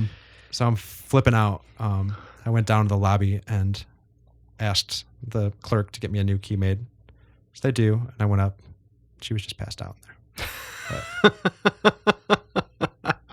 She passed out by the time you get back. Yeah. And so that's the end of the night in Nashville? Yeah, pretty much. That's adventurous, man. Yeah, I mean, that was the second night. So I'm like, all right, I could work with this road thing. Sweet. And so, yeah, I took 2 weeks driving down there, spent 2 weeks in Florida with my pal, and then took 2 weeks driving back along a different route. What are some of the cons of living an unfettered lifestyle for you? Well, one thing I totally believe in is that while you can't determine what happens to you in life, you can choose the wavelengths that you want to get on. You can have a very small wavelength with very little peaks and valleys. Or you can have huge wavelengths where you've got high peaks and low valleys. And I kind of made the conscious decision that I'm a high peak, low valley kind of guy. Okay. I'd in exposing myself to the world, not in a naked way, but, just like trying new things, adventuring. I feel like I'll have better nights than a lot of people will ever have because of, serendipitous adventure and the great feelings and wild stories and stuff like that. Yeah. But by the same token, I'm going to have some real shitty nights. Okay. So, what's give me a for instance. For instance? Yeah. Of a time when living your unfettered lifestyle bit you in the ass. Not used to telling those ones. Okay. Okay. I'd have to think about it for a second. Back when I used to gamble a bunch, people would hear about the stories where I won. They'd be like, wow, he's really lucky. It's like, well, I didn't tell you about the times I lost. Right. When you used to gamble a bunch, what was your game? I rotated around a lot. When I went to Central Michigan, and there's not a ton IT degree? Yeah. Right. There's not a ton to do there, but No, there isn't. there is a casino. So Yes, there is. Yeah. Soaring Eagle out there? Yep, that's Yeah. it. So roulette was my main mistress in those days. What I usually did was I'd bring $80 with me. Mm-hmm. And like I said, if you lose, double up. So you start out, you do a $5 bet, right? You do it on red or black or 1 to 16 or 17 to 36, whatever. Sure. Or 1 to 18.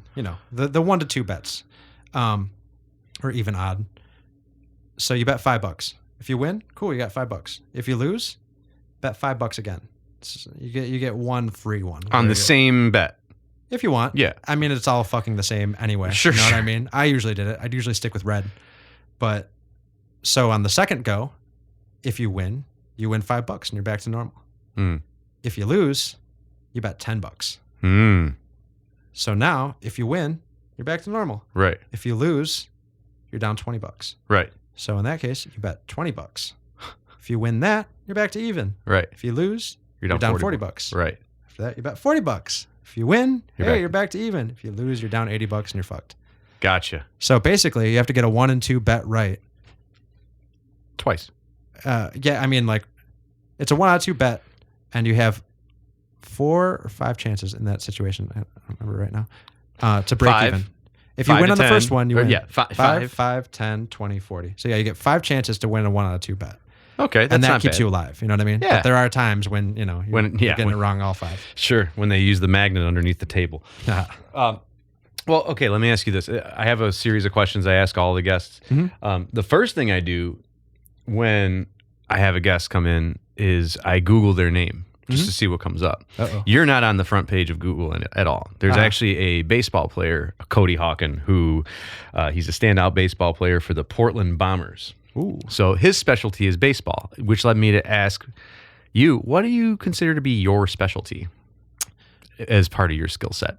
I mean, programming is definitely, what brings home the bread for me. Programming. Yeah. I got lucky in that although we were pretty broke growing up, my mom was a court reporter, so we had a computer long before most people did. Nice. Yeah. She'd, transcribe court recordings. So pre-Windows, we had a DOS computer, and so did we. you're basically fucking programming. We had a 486. anytime you use DOS. Yeah, exactly. Right. So, it's the stuff you learn as a kid definitely as easier to uptake. You know what I mean? When your brain's more elastic and everything like that.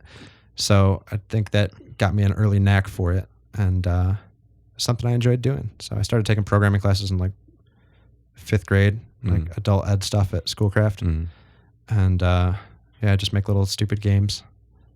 And I went away from it for a while. I didn't think it'd be a good career choice because I had heard the rumors that like, oh yeah, all the programming is done in India now and everything like that. Which, yeah, I mean, there's stuff that's outsourced, but there's no replacing, a homegrown programmer, because like Indian programmers are like a evil genie. Like you get what you wish for, and if you don't know how to specifically tell them every little detail of what you want, then they'll give you something completely different. Because they're doing it either by rote or by the way that they were trained to do it. And it's just essentially cheap labor at that point. That's the reason it's being outsourced. It's not because it's necessarily competitive or better. It'll get the job done good enough for the most part. Where you're talking about having a specialist come in, who's sitting down with the client, working with them, talking about the vision, all that stuff.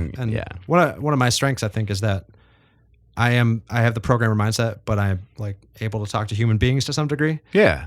So when I was on my first Well, actually, it was my last job where it wasn't, just a self-employed situation. I was working at like a programming and video post-production spot, and I mainly hung out with the video production people because, there's a bit of an oddball squad up in our programming wing. And, so being sociable with all them and everything like that, I got to know the sales guys for the main company. And they all kind of agreed that, like, man, one of the main struggles we have with the programming wing is that there's no one that can really talk to clients and, like, turn what they think into a product. You know what I mean? They don't know the questions to ask. They don't have the social graces of being able to, like, interpret that. Yeah, because they're nerds. Yeah. They're socially awkward. So I can dig it. They made a big pitch to the programming wing's owner to make me like a producer there. So I'd be able to, be the go-between with the clients and everything like that. Righteous. And the owner guy poo-pooed it. And yeah, at that point, I realized that I was getting paid a fifth of what I was being charged for, or like what they charged for me, I was making a fifth of that. Gotcha. So that kind of gave me an idea of, my value. Yeah. And with that in mind, I palled up with clients, and I was barely making enough money to keep my shit together at the time. And then my car went out on me. So I kind of had made up my mind that, yeah, I'm going to do this independent thing. I don't know how it's going to work out. Maybe it'll be great. Maybe it'll be terrible, but I'm going to have to get a new car. And my options are getting something that's going to put me up the road for a little bit, or get something cool that I like.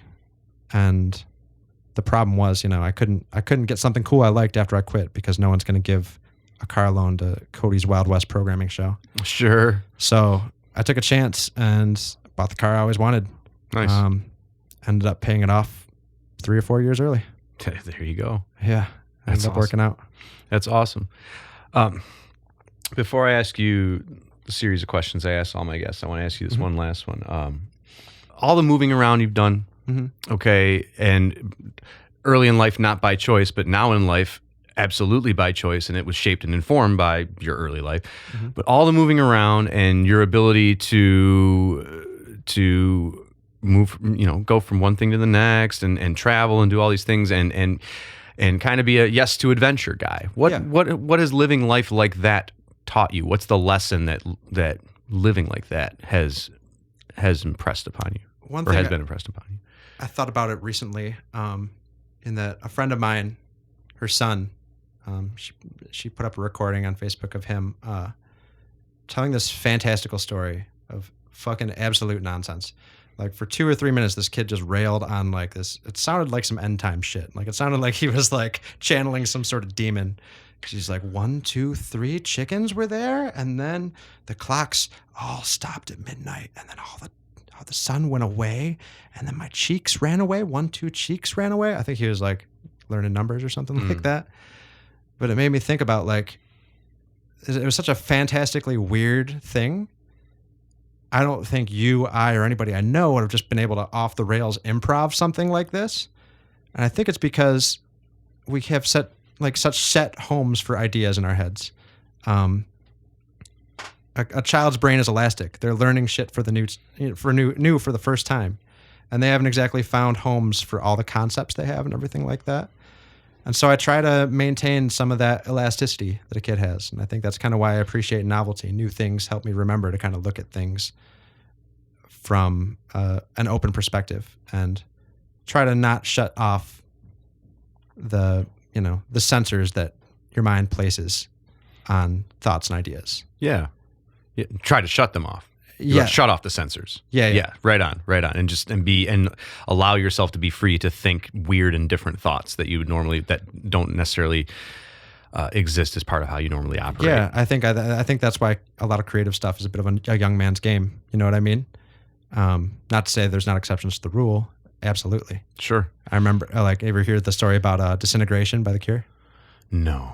Oh, well, Robert Smith was super worried because he felt that no artist made anything good after 30. Okay. Yeah. And so he wrote Disintegration after that. And, it's such a well-revered album. Right on. Mozart made his best music in his 30s. after his father died, and he didn't have he didn't have his father's thumb on, and he didn't have to make his dad proud anymore. His dad was dead, so he could just do what he wanted, and he became the most prolific. He just wrote so many different things. Absolutely, liberate your mind. And right, and the thing too is a lot of artists don't even find success until late, like Jackson Pollock, for instance, right? And a lot of people go, "Oh, let's just splatter on a canvas." Okay, well, you splatter on some canvas and have people pay millions of dollars for it. Shut up. Yeah. Like, to each their own, man. One person's trash is another's treasure, I guess. That's how the phrase goes. If you get set in your ways, it's a recipe for disaster. And that's something that I'm kicking myself to, not even kicking myself. No, I'm just conscious of it. I'm just conscious of the fact that the brain is like a muscle, and it will atrophy if it is not used. And there's actually, to that point, there's a new movie that just came out called "If You're Not in the Obit, Eat Breakfast," I think is what it's called. Mm-hmm. And it's, do you know Carl Reiner? You know that name? No. Mel Brooks, though. Yeah. Okay, so Mel Brooks and Carl Reiner worked together for decades and had a famous routine of the I think it was the 2,000-year-old man and all this stuff. Anyway, Carl Reiner is mostly famous for stand-up and being a writer for like the Dick Van Dyke. He created the Dick Van Dyke Show and all this stuff. So, but in this movie, If You're Not in the Obit, Eat Breakfast, it's all about what are they? Nymphogenarians, 90-year-olds. Mm-hmm. Okay, people in their 90s who are still active, who are still creating great pieces of work, like Carl Reiner, Mel Brooks, Dick Van Dyke. There's so many. Let me back up. The overarching message of the piece is we create every day. We're always thinking. We're always scheming on something. We have not become comfortable and set in our ways. Yes, we have routines that we like and we have lifestyles that we live, but we're always thinking of new ideas and creating new collaborations and new projects and things like that. And people ask us all the time, how can you do all this stuff? It's because I think all the time. I'm always creating. And I look at my dad, and full disclosure here, my dad's not sick, but he's got 2 stents in his heart. Mm-hmm. My dad isn't obese, but he's overweight. My dad doesn't, he's not immobile, but he's not active. But he still has youthfulness in his face. Mm-hmm. He still jokes. His mind is still incredibly nimble. He is immensely creative, and it's because every single day he's creating something. He's thinking something. He's always exploring and researching. He is never. He'll sit down and watch movies and stuff like that, but he does that to chill out and relax. Whereas most people, they go and they work at their job and then they're just lazy bums for the rest of the evening until it's and drink themselves to sleep, and then I got to wake up the next day. Or if they retire and then they don't know what to do with themselves, and I feel like that's a very common problem. Yeah, they just deteriorate because they don't have purpose anymore. And so I think that for you talked about having a fear of getting older before. I did too. But then when I see something like that of people in their 90s that are still doing, I want to be one of those people. I want to be over 100 years old and still be able to bust out some push-ups and some squats and play some punk rock drums if I need to. You know what I mean? But in order to do that, you got to take the steps now to make sure that your body is going to be there to do those things later on. And yeah, genetics play a part of it too. Wow. But I think a lot of it, you talk about the brain being elastic, it's also plastic. You can change it and mold it into whatever you want it. Plus, I mean, with whatever kind of fucking crazy world we have coming to us when we're 80 or 90 years old, dude, we'll be doing 3,000 robot push-ups. Dude, okay, seriously. Okay, so that's the other thing that's coming now is healthcare. Healthcare historically has been, and I'm just got my hand in the air here, folks, on flat level. Here's the line of healthy. Oh, you dip below it? Well, let's get you back up to the line of healthy. And now the medical industry is starting to look at, okay, here's healthy. How can we get you to be even better than healthy through bio upgrades and stuff like that? So exoskeletons. So that's one of the things so many people don't realize, that technological advancement has now like pervaded into so many different fields that we're going to have some bananas shit coming our way in the next 10 years. You know? Yes. As humans, we're used to processing things linearly. You know, we're used to counting 1, 2, 3, 4, 5 for progress. But we're Fibonacciing now. Yeah, it's going to get crazy in the coming years. Yep. I definitely encourage people to check out a guy named Ray Kurzweil, who's Yes. a father of a lot of the technological advances we enjoy and a predictor of what's coming in the future. And he's got a stellar track record for He's got a better success. track record than Nostradamus. Yeah. So, And yeah. the things he thinks we have coming are frankly unbelievable. How often do you talk to yourself? Talk to myself? Less than I should. One thing I realized recently is a lot of the time I have been listening to podcasts when I go on long drives, you know, and I'm commuting or something like that or going on a trip. Just the other day, I had to take a trip up to Flint. And so I was like, you know what? I'm going to give Pandora a spin. Just put that on in the background. And I realized I've kind of been missing out in that, like, having some music on that you don't really have to give your mental attention to. It's very almost meditative. And like, I was able to like address a lot of things that were kind of on the back burner in my mind. Just, you know, passively listening to the music, but more, you know, just focusing on my thoughts going up there. So, yeah, I tell you, I listen to other people more than I listen to myself, and I think that's one of my faults. Like, Okay. and I mean, while I am a listener to friends and family and everything like that, I mean, like, I like to listen to like self-help kind of stuff and stuff like that. I listen to a lot of podcasts, but yeah, I think that's definitely an area I really need to improve upon in my life. Like, give an example of a couple podcasts that you really dig. The Fighter and the Kid is one of my favorite recent ones. It's, to be fair, like, there's a lot of podcasts out there that provide a lot of great information, learning experiences. That's generally not what I listen to podcasts for. I wish I could say that I did, but it's just kind of a passive entertainment form. And I like to throw them on in the background when I'm working sometimes. Sure. But The Fighter and the Kid, it's Brendan Schaub, a former UFC heavyweight, and Brian Callen, a stand-up comic. He was on Mad TV too. Oh yeah, there was that. He's in The Hangover. Yeah, that's right. Bit part, yeah. But That's right.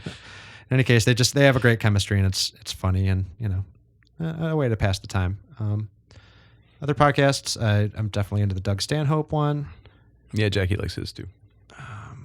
What do you tell yourself when you screw up, and do you punish yourself? Well, like I was saying, how I like to live the high wavelengths. Kind of my mantra for that when shit gets tough is live by the sword, die by the sword. It's like, you know, when you put slap a bunch of money down on the roulette, that could be fucking awesome, or that could just be miserable. And so, you know, I try to remember the good times when I'm feeling bad, and I try to remember the bad times when I'm feeling good. You know what I mean? Keep leveled.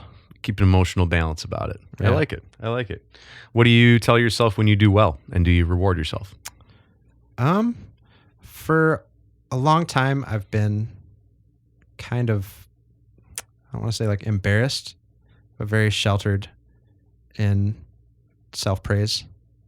I felt distanced when I first started like getting good gigs and stuff like that. And my friends were used to a guy that, you know, was always like the brokest one out of the bunch and everything like that, just sleeping on the couch growing up and everything, to being successful and not wanting to feel like I was bragging, but I was just super fucking excited. Like, oh my God, I'm going to go do something with Jay-Z at Radio City. Like, holy shit, how is this happening? So, you know, how do you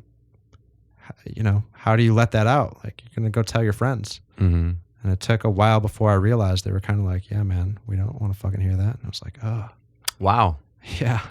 Are they still your friends? They're my associates. Wow. Okay. Right you on. know? So, you know, I think that kind of just, it was a big negative reinforcer on, you know, how I feel when I do something I'm proud of. Yeah. Yeah. You know, I feel like Detroit hates success until it comes to town. Eminem. Yeah. Kid Rock. I remember when they were hustling and no one wanted to give them the time of day because it's almost like rats in a barrel. And I don't know if that's just Detroit. Those are just two examples, and it's obviously where we came up. But you talk about you having all this success, and if my friend was having success, I would be like, dude, go for it, get after it, because I look at it as my friend has success, I'm associated with that guy. That means we're all going to have success. This is a team, yeah. But instead, it's dude, you're showing off. Don't brag. Right. Don't be so conceited. It's not all about you. And it's like, okay, but I'm just happy about what's going on in my life. And you find out that your friends aren't like your ma. You know, they're not always going to be happy at your successes. You know, and they're not always going to play down your failures. Sometimes your friends will talk up your failures or make sure that you remember your failures for years to come. So I remember I was at my mom's house for some kind of family gathering, and I was in the other room, and I heard my mom say something like, "Oh, did you hear Cody did this thing?" And my uncle says, "I don't want to hear about how your son's making more money than me right now." I was like, "Shit, man, it's heavy." Like, wow. Gotta keep it to the immediate family, I guess. Wow.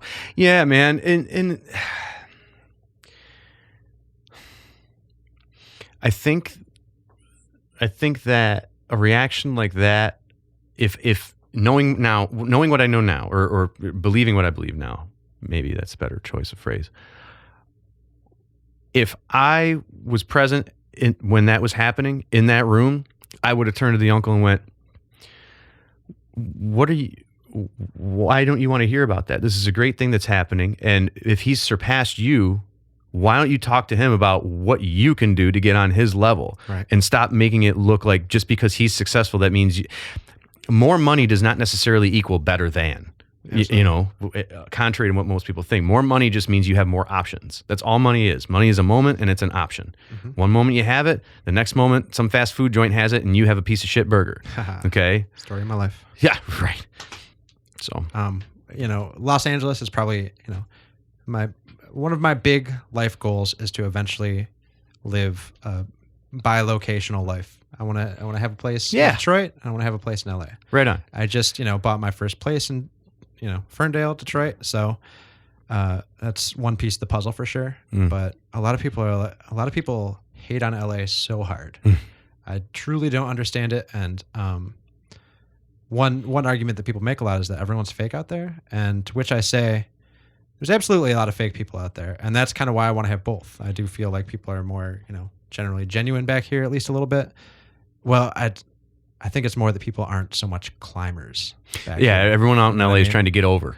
Yeah. So, but out there, I say, you know, the average person might be, you know, less par than you want, but some of the strongest bonds I've made in my life are people that I've met in LA, because it's people on the level that, you know, they're doing their thing, you're doing your thing. It's fucking awesome that you're killing it. I hope, you know, you kill it, I kill it, you know?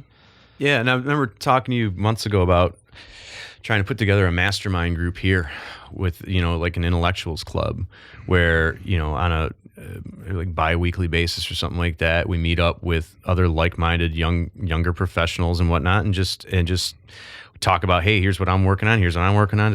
How can any of us help this guy out? Can any of us help this person out? You know, that type of thing. Not networking per se, but having a guild almost of just creative, entrepreneurial minded professionals, I guess. On that note, I do feel a little bad that I wasn't able to really pull something out about you know, kind of a negative experience that came from like living a freewheeling kind of life. Don't feel bad. No, but it was eating at me. I don't want to shy away from it really.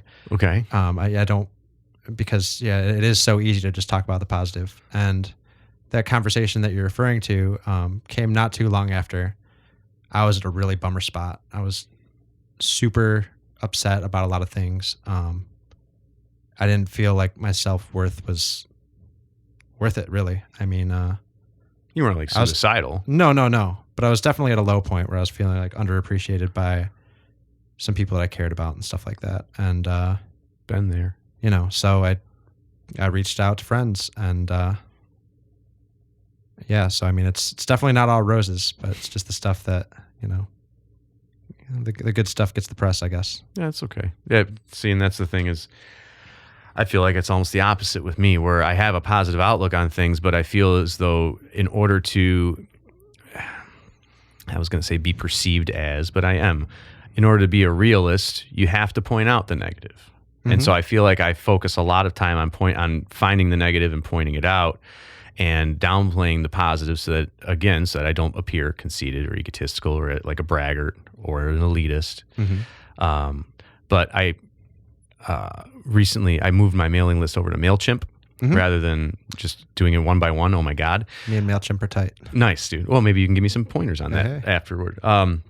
But I noticed that after sending, I've been blogging more regularly, and I noticed that after sending out one of my last blog pieces that a friend of mine who I met while touring for a few years and who's been following me and encouraging and all this stuff, unsubscribed from the mailing list. So I reached out. I said, "Hey, I just saw you unsubscribe. I wanted to know, is there anything particular that you didn't like? Are you not really digging what I'm up to these days? You know, what's going on?"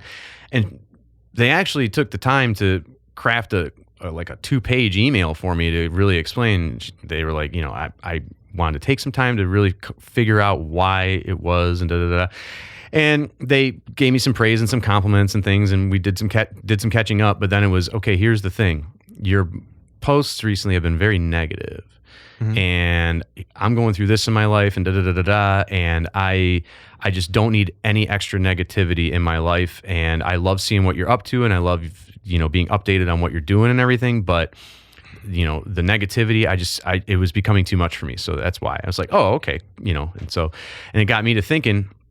My mom always taught me, accentuate the positive, eliminate the negative. And it really hit home after I got that email, and hearing about, and just even having this conversation today with you, and hearing about you meeting people who essentially gave you the thumbs up to be who you've always been and who you really are. I've been searching for that, and I thought that the way to find those people was to show all my warts and be authentically negative about myself. And here's what I'm working on. Here's the foibles. Here are the flaws.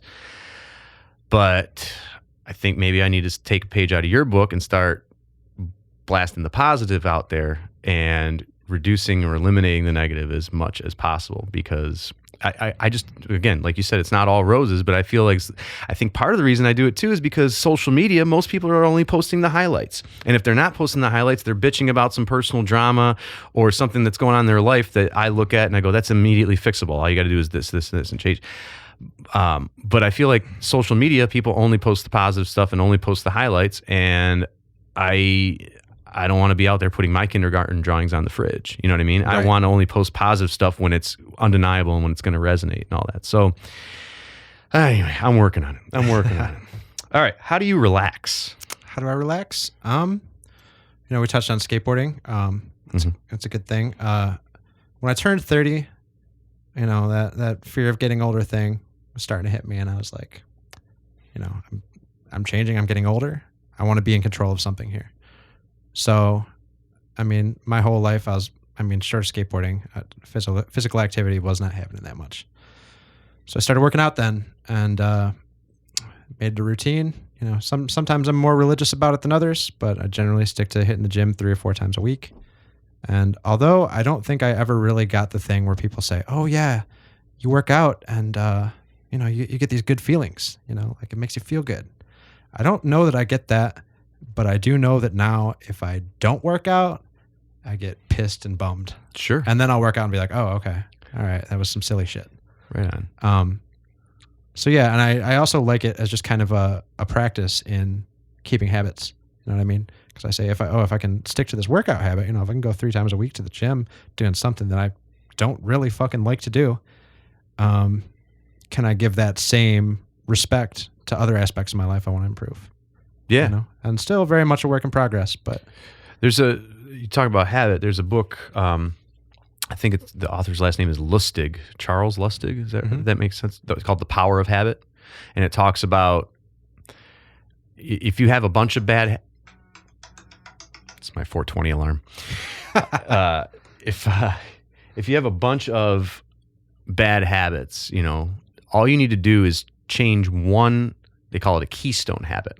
Okay, so what you're doing is in so many words, you made working out your keystone habit, where if I can, like you said, if I can change this one thing and create this one new habit, it will cascade into the rest of my life. And it's funny that you figure that out on your own, because a lot, I had to read it in a book. You want to add a layer of funny to it? Yes. I am pretty sure that I own that book and I've never opened it. The Power of Habit? I think so, dude. Dude, you should open it. It's good. I was actually about to rebuy it. Well, I'm sorry. I checked it out at the library. I was about to buy it so I can read it again and highlight it. It's a good one. I made the mistake of buying like 3 like self-helpy kind of books at the same time. And so it was like, stuck to the number 1 and, never even cracked the other 2. Right on. There's another one about like emotional intelligence. How often do you read, by the way? It's a cop-out to say that more than ever in my life. No, but because of the internet. Turning pages. Yeah, I'm talking. Yeah, how often do you read a book? Not often, man. Okay. I wish I did. It's just one of those things. I think it's my unquiet mind that makes it, and so I. Wait, okay, hold on. So you can read on the internet, but not. Well, internet's more machine gun bursts of information. And Sure. I think we're all kind of trained to that now. Sure. Where it's like, we want the bang bang in a minute or two as opposed to like, reading an exposition for 4 pages about one scene. Are you, how are you at handling boredom? When's the last time you were bored? Sometime before I moved, I guess. Oh, from Plymouth or whatever? Yeah. Right. Yeah, I don't know. I mean, I definitely know I've discovered one of my vices in that I just fucking was using my cell phone way too much. Okay. For dumb shit, All right. And so I'm still working on it, but I got some safeguards in place. I got removing Messenger, like Facebook Messenger from my phone. Yeah. Probably saves me like an hour a day. It also saves you over 100 megabytes of space on your phone. I can tell you that. Yeah, I don't have Messenger on my phone either. I don't have the Facebook app on my phone. Yeah, that's level 2. We'll get there one day.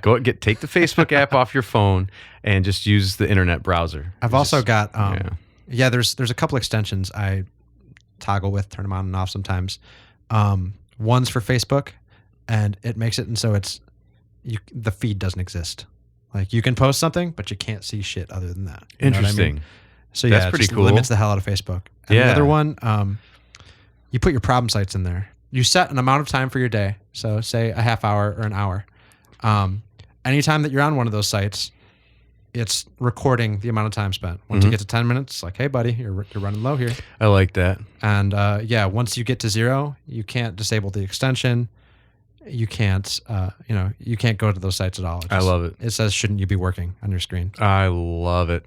So, but sensory deprivation thing, that's not relaxing for you? It is. Oh, okay. I do it too little, and I've probably done it. I'd say like 6 or 7 times. And it's funny though, like it's. Do they have one here? Yeah, man. There's a great place in Southfield called Inception. Okay. And the one I was talking about in Venice Beach, it looks like you're going in like a fucking crematorium or something. It does not look inviting. All right. This place in Southfield,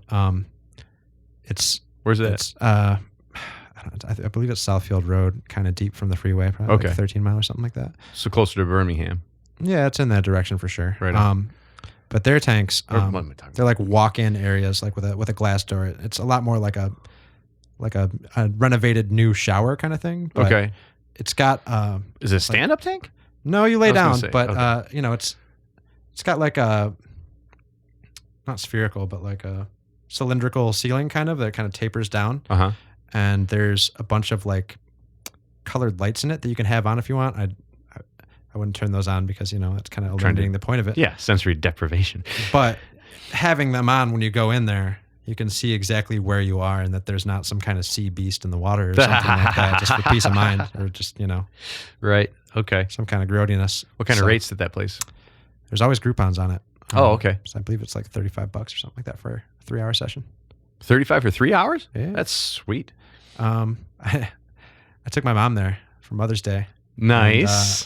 And, she's an open-minded person for sure, but she's never been on some shit like this. So one of my problems I run into with it is I get so excited. I go in there, I have these questions for myself, and sometimes the answers come to you so instantly, not like in a Ouija board, like metaphysical kind of way, but you can talk to yourself so easily and quickly.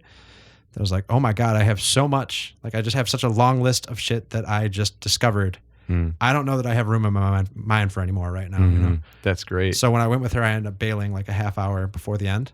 Mm-hmm. So I went out to the lobby. I'm like, all right, she's not out here yet. Cool. I guess she's probably enjoying it. And I started to get like a little paranoid. Like, did she fall asleep? Like, is she dead? What's going on in there? But yeah, she absolutely loved it. And it kind of blew my mind. I thought she was just kind of doing it to, placate This is what me Cody a little wants. bit. Yeah. He's trying to do something nice. And, it's, it's good for the mental, but, apparently it's really good for like physical rehabilitation and stuff like that. Like a lot of people recovering from injuries and stuff swear by them. And she said it was like one of the most comfortable things she'd ever been in, which I got to try it. Absolutely. I've got to try it. I'm planning to build a sauna in the backyard, and Sick. 6-person seating wood burning sauna. Yeah.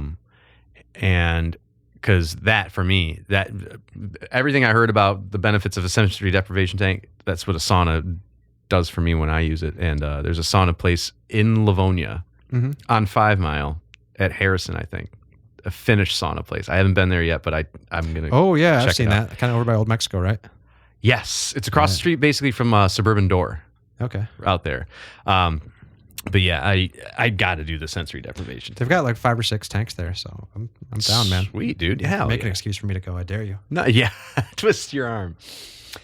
I think I may already know the answer to this, but the first part at least.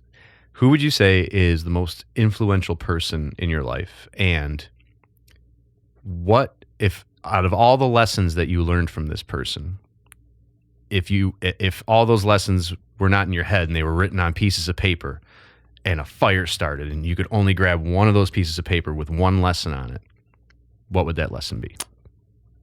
But first, who is it? That's a good way of putting it. That's a good way of distilling it down. All right. I'm going to pull up the quote real quick. Yeah, go ahead. I want to do it justice. Sure. Coming via Hunter S. Thompson. No sympathy for the devil. Keep that in mind. Buy the ticket. Take the ride. And if it occasionally gets a little heavier than what you had in mind, well, maybe chalk it up to forced consciousness expansion. Tune in, freak out, get beaten. Nice. Yeah. Nice. I mean, you say basically what it's saying is even if you have a bad time, you're going to learn from it. yeah. I thought you were going to say it was your mom. Oh, I didn't. I didn't know if that kind of stuff was allowed. As strong as a figure in my life, my mom is. We're very different in a lot of ways. Okay. She's the hands down the most compassionate person I've ever met, and very loving. And yeah, I mean, she did everything for me and my sister. And I don't mean to come off like a dick, but she is so absolutely selfless. I wish I could possess that, but the aspect of having her grow up being super sweet and hardworking and everything like that, and my dad having his struggles with substances and being a musician, I think I got a lot of yin and yang out of it. You know what I mean? So, absolutely, she was the inspiration for me to get to the successful point in my life where I felt like she could be proud of me. But then from there, it's not to say I want to make my dad's decisions in any way, but he definitely unapologetically did what he wanted to do for better or worse. You know what I mean? And I'm sure he has plenty of stories of his own. So, while being a positive influence, I hope I share some of her compassion, but I don't think necessarily she molded my personality as much. Sure. Sure. Right on, man. What makes you laugh? Oh, what makes me laugh? I'm such a fan of comedy. I love laughing so much that I'm kind of callous to it. It's kind of tough to get one out of me now. Yeah, I find that too. Unless something makes me laugh, I go, that's funny. Well, it's like yeah. It's like you heard all the I jokes watched a special before. the other night, and I was like, okay, good point, sir. But it didn't evoke a physical reaction in me. And I think so much of comedy is surprise. You know what I mean? Yeah. That's why you can't watch too many 80s comedy specials and laugh your ass off, because it's an evolution. You know what I mean? Yeah. Yeah. We get attuned to what, Yeah, you kind of know what's coming Mhm. at that point. Yeah. Yeah. Right on. What makes you cry? Makes me cry. I'm a softie, man. I get sad about some dumb shit sometimes, man. Give us, for example. Okay. I have a trash can that you wave your hand over and it opens up. Sure. It's not because I was trying to be Iron Man. I have Amazon Prime and there's like 500 trash cans and you Yeah. you find a pretty Carlos pretty says gangster one for pretty cheap. Yeah. But so I was doing its thing for some time and then the battery started dying out. Okay. So next thing you know, it's very slowly opening and closing this door. Uh-huh. And I'm like, fucking stupid me. I like personified it in my head. And I'm like, it's just trying to give every little bit that it can. Like it's. But yeah, I mean, I could find plenty of reasons to cry. It's my dad, I think, had a very emotional side as well. I saw your dad cry Oh yeah. when we were doing the recordings. Right. And he'd written all these songs, and at least a couple of them were about you and about the times of being estranged from home and all that stuff. And he was singing some of the songs he was singing out loud for the first time he'd done them in years, and it was because his boy called him to go into the recording studio to lay him down. And it was heavy. It was heavy for him. There were we had to take some breaks here and there so he could compose himself. So yeah, man. Yeah. No, I can dig it. I can dig it. And my dad's a sensitive cat as well. My mom, oh my gosh, my mom cries too quickly these days. Too quickly. All right. Piggyback on crying. Tell me about a time when you truly suffered and what you learned from it. Let's see. One of the first like super relationshipy relationships I had. Back kind of basically when I maybe second year of college, I'd say. And I had girlfriends and stuff like that before, but I'm just super intertwined with this one. Just head over heels for the gal and everything like that. And we were together maybe 2 years or so, and I found out that she cheated on me in like a very bad way. Like just the circumstances of it were just totally fucked, and maybe like the worst person in the worst possible like circumstance, and I found out about it, and I it broke me, but like I'd built this thing with this girl, and I wasn't ready to give it up, and she seemed very remorseful about it, swearing it's a one-time kind of thing and everything like that. And so like I just kind of had to like bite the bullet and just keep going for it, trying to stay with the same girl. And it's got at that point trust was basically lost by me, but I wasn't ready to let go of it. So we dated for probably another year, and through that time I was a fucking madman, you know what I mean? I was always wondering like, what's she doing? Yeah. Always checking in compulsively, and like always playing the interrogator in so many roles. And it was a super tough time. And once I got out the other end of it, and we called it a break, I realized like, shit, man, that's no way to live. Like you can't be consistently not trusting your partner. And if you're in a situation where you're with someone, you're unsure of their intentions, doesn't matter how you feel about them, you should probably cut that thing loose. It's not good for either of you. And actually, yeah, that was in college, and my dad wrote, it was the last song my dad wrote, actually, he wrote it for me. When a boy becomes a man. Situation. Yep, that's the one. Yeah. I can throw that boy in at the end or something. Yeah, when a boy becomes a man. Yeah, right on. And that was actually the only song that he wrote without being under the influence of coke or crack. So wow, bon appetit. Yeah, nice. Right on. That is a good lesson to learn. Sorry you had to go through that, but yeah. It hardens you. Yeah, Not it does. That's necessarily a great thing, but I've been cheated on. It doesn't feel good. It doesn't feel good, and I was like the last to find out. Ooh. All my friends knew, like people we hung out with all the time. and she was sleeping with one of the people in the group. Yeah. And Yeah. so, and I'm kind of lucky in that I've never had something like that. yeah. And then I find out, when I find out, and then I find out my best friend and his fiance and whatever, like we were a couple, hanging out with that couple. When I found out that couple has known for months that it's been continuously going on, it's like, why didn't you say anything to me? And everyone's answer is always, well, I didn't feel like it was my place. And I go, well, then whose place is it? She's not going to come tell me that this stuff's going on. She's living it up. Like, who's going to come tell me if it's not my friends? Anyway, yeah. Relationships, man. Relationships. No wonder you're a damn bachelor. Nah. What would you say is the defining moment or has been the defining moment of your career, your professional career up to now? Well, I mean, there's definitely been periods when I took the leap and went to start my own business as opposed leaving the ad agency world behind.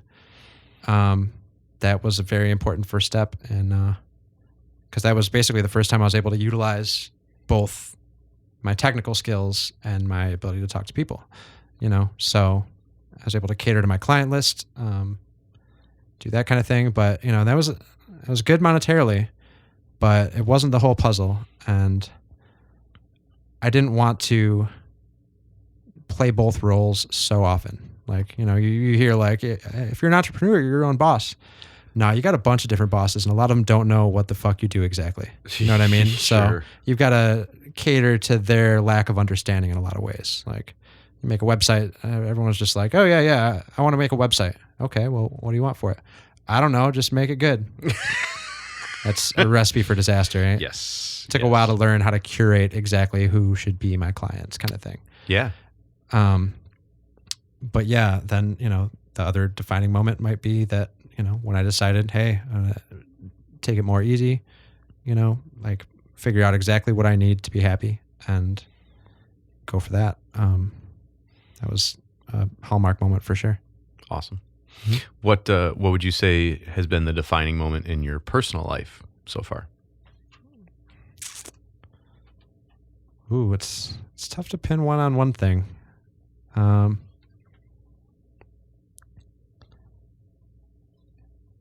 The trip to Florida was definitely the beginning of kind of my individual approach to life,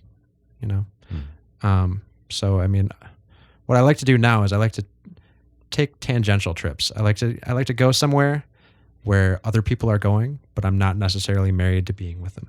I like that idea. Like, I hate going on group trips where you're expected to have to do every single thing that the group does. Yeah, that is not a vacation. Maybe one day you're super hungover and the other people aren't, and they want to go check out whales or some shit. And Yeah, like, I want to lay in bed. Yes. So you can opt out on that. Like, Right on. every year we go to New Orleans for Halloween. Yeah, that's right. You do. For my buddy's wedding. He got married down there on Halloween Day. I think 3 years ago now, and so in the past years we've all kind of grouped together and went back down there to celebrate their anniversaries because we had such a good time. And yeah, I always get my own hotel and just, meet up as according. Right on. So it was the first trip that really did it for you, your first solo trip. Yeah. Right on, man. What is the biggest piece of advice that you received in your career, and how did you utilize it to go to the next level? I can't say that I've had too much like super specific advice that I've really taken to heart because I don't know a ton of people in a similar situation. Some like kind of bullet points that I've always kind of tried to maintain is that moving around is the only real way of knowing your worth. Like the people that worked at that programming shop that I quit, they're probably still working there and maybe they're making $2 more an hour than they did when I left. But, through moving around and, that's the only way you can really get your fair shake unless you want to keep haranguing your bosses like, yo, I'm worth more now. Sure. Yeah, it's funny. I feel like everyone, if you leave a company and you're in a particular position and then you're getting hired into that same type of position at another company, that new company is probably going to pay you more than what you were making before for a couple reasons.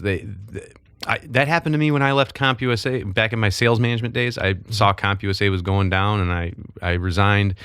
And within a week, I got interviewed at Men's Warehouse and took basically the same job with them, and I got a 10% pay raise. Oh, yeah. And it's not because I even asked for it. It's because they looked at me and my skill set, and they compared it to the other people that were working in the region or whatever at the time. They go, all right, you're worth this. Okay, cool. So, you're exactly right. The paradigm of get a job and work it for 30 years and build up your 401k and retire, that's going bye-bye. Yeah. You know, and because jobs are so scarce for the most part, most people work, most people don't even take vacations because they're worried about their job not being there, waiting for them when they come back. So it's this fear that people have that keeps them in that same space, whether it's that cubicle or behind that desk or on that line, whatever, walk of work you're working. Don't let fear keep you where you're at because you're afraid of losing something. You should be more afraid of what you're missing out on, and be more focused on what you're going to gain by leaving. And not only that, when you go to another company, they're going to ask you, why'd you leave the last company? And that's your opportunity to talk to them about your vision and what you see for yourself in your life and how that company wasn't able to help you, reach your vision. And you're coming to work for this company because you think that by working with this company, not only can you help them, but they will help you achieve your vision. And people want people who want to work for them and who are skilled. And so, yeah, you're absolutely right. You got to move around. And it doesn't just mean physically, I got to move all over the country, but, do a job. And when you feel you've hit your ceiling and you're not growing anymore, that's when you need a change. Because if you're not growing, you're dying. I like it. How would you define success? I would define success as, it's like I read something where it's like money. They say, money does buy happiness. Money doesn't buy happiness. There was some survey done, and they figured out that I don't remember if the ceiling was like $60,000 or $80,000, but above that point, money doesn't buy happiness. You know what I mean? Like, sure. Up until that point, it buys happiness in that you feel more secure. And if you're fucking freaking out all the time about money, that's, you're obviously going to suffer in a lot of ways. So, I don't see monetary goalposts as really my definition of success. Although I have no ambitions as a writer, I like to live a life of stories, So I want to go to my grave knowing that I've lived an adventurous life, much like my heroes. All right. So the more experiences you have, the more successful you are. To me. It's your personal definition. I like it. What's next for One Time Run? One Time Run. We are actually okay. I have to.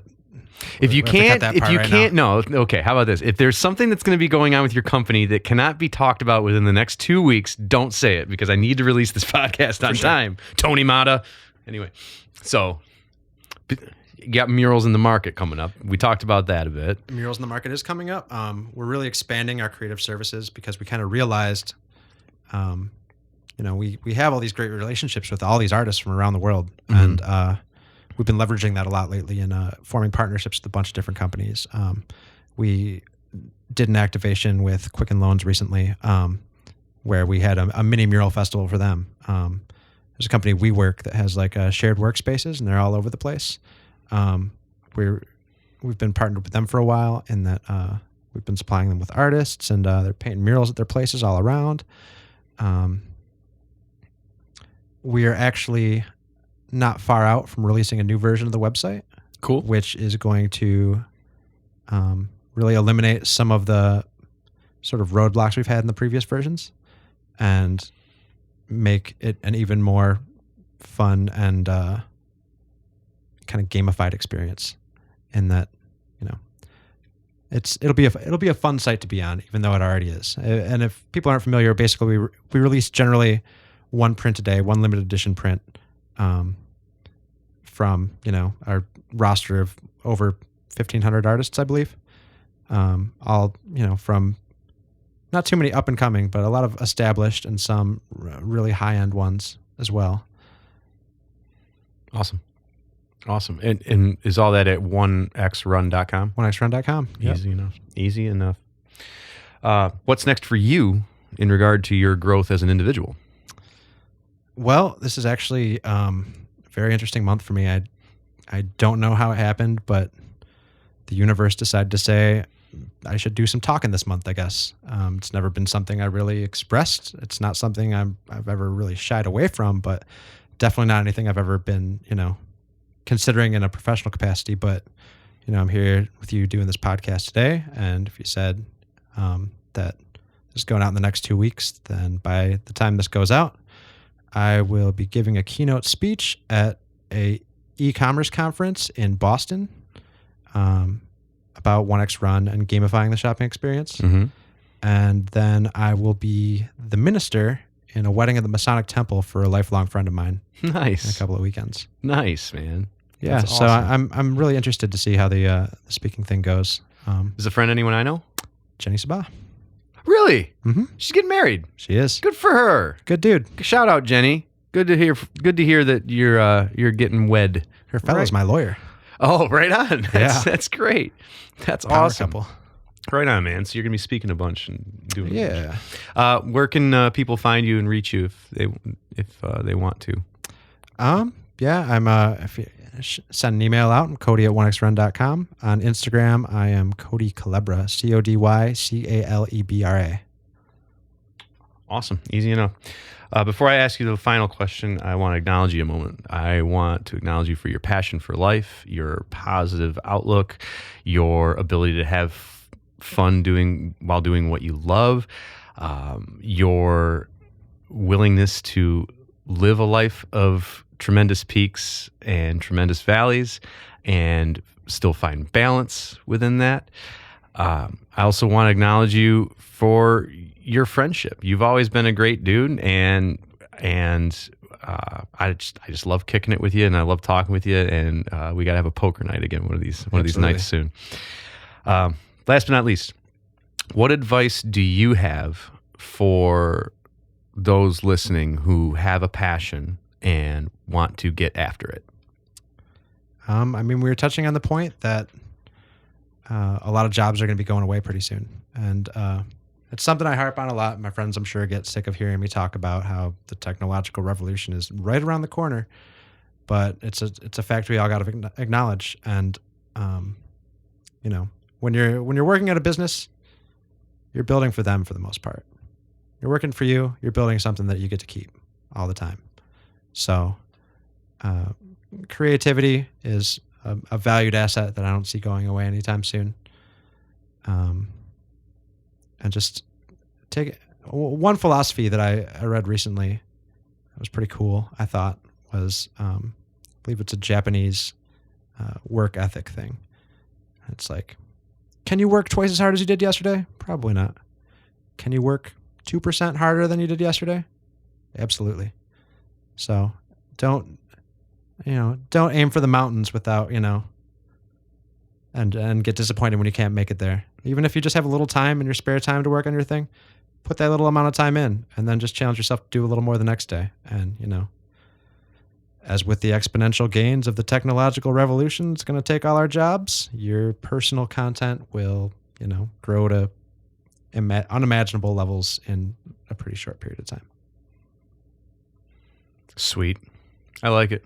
Thank you. No, thank you, man. Thanks for coming in. We talked about stuff that I would not have guessed we'd hit on. I learned things. Not only about yourself, but I learned things about myself through hearing your story and putting things together. I kind of had an epiphany there halfway through our talk. So I really appreciate you doing this, and I know that people are going to be able to take away something from this. So thank you so much, man. Thank you, Cody. I really appreciate it. We'll do this again in a while. Cool. All right, but before that, we'll do some gambling. All right, thanks. I hope you enjoyed my conversation with Cody Hawken. And if you did, please share this episode across your social media platforms. Word of mouth is huge. I'd also love to hear about what resonates with you, so send an email to getafterit@therealjohnk.com. and tell me what you liked or tell me what you did not like, because feedback is the breakfast of champions and breakfast is the most important meal of the morning. A big thanks to all of you who have subscribed to the podcast on iTunes, and feel free to rate the podcast, please and thank you. In addition to subscribing to the podcast, join my official mailing list and you'll stay up to date on all of my new releases and happenings. Just send an email to getatterit@TheRealJohnK and say, sign me up. The next episode of Get After It will feature Sadie Quagliotto and Christy Labs from hipindetroit.com. Until then,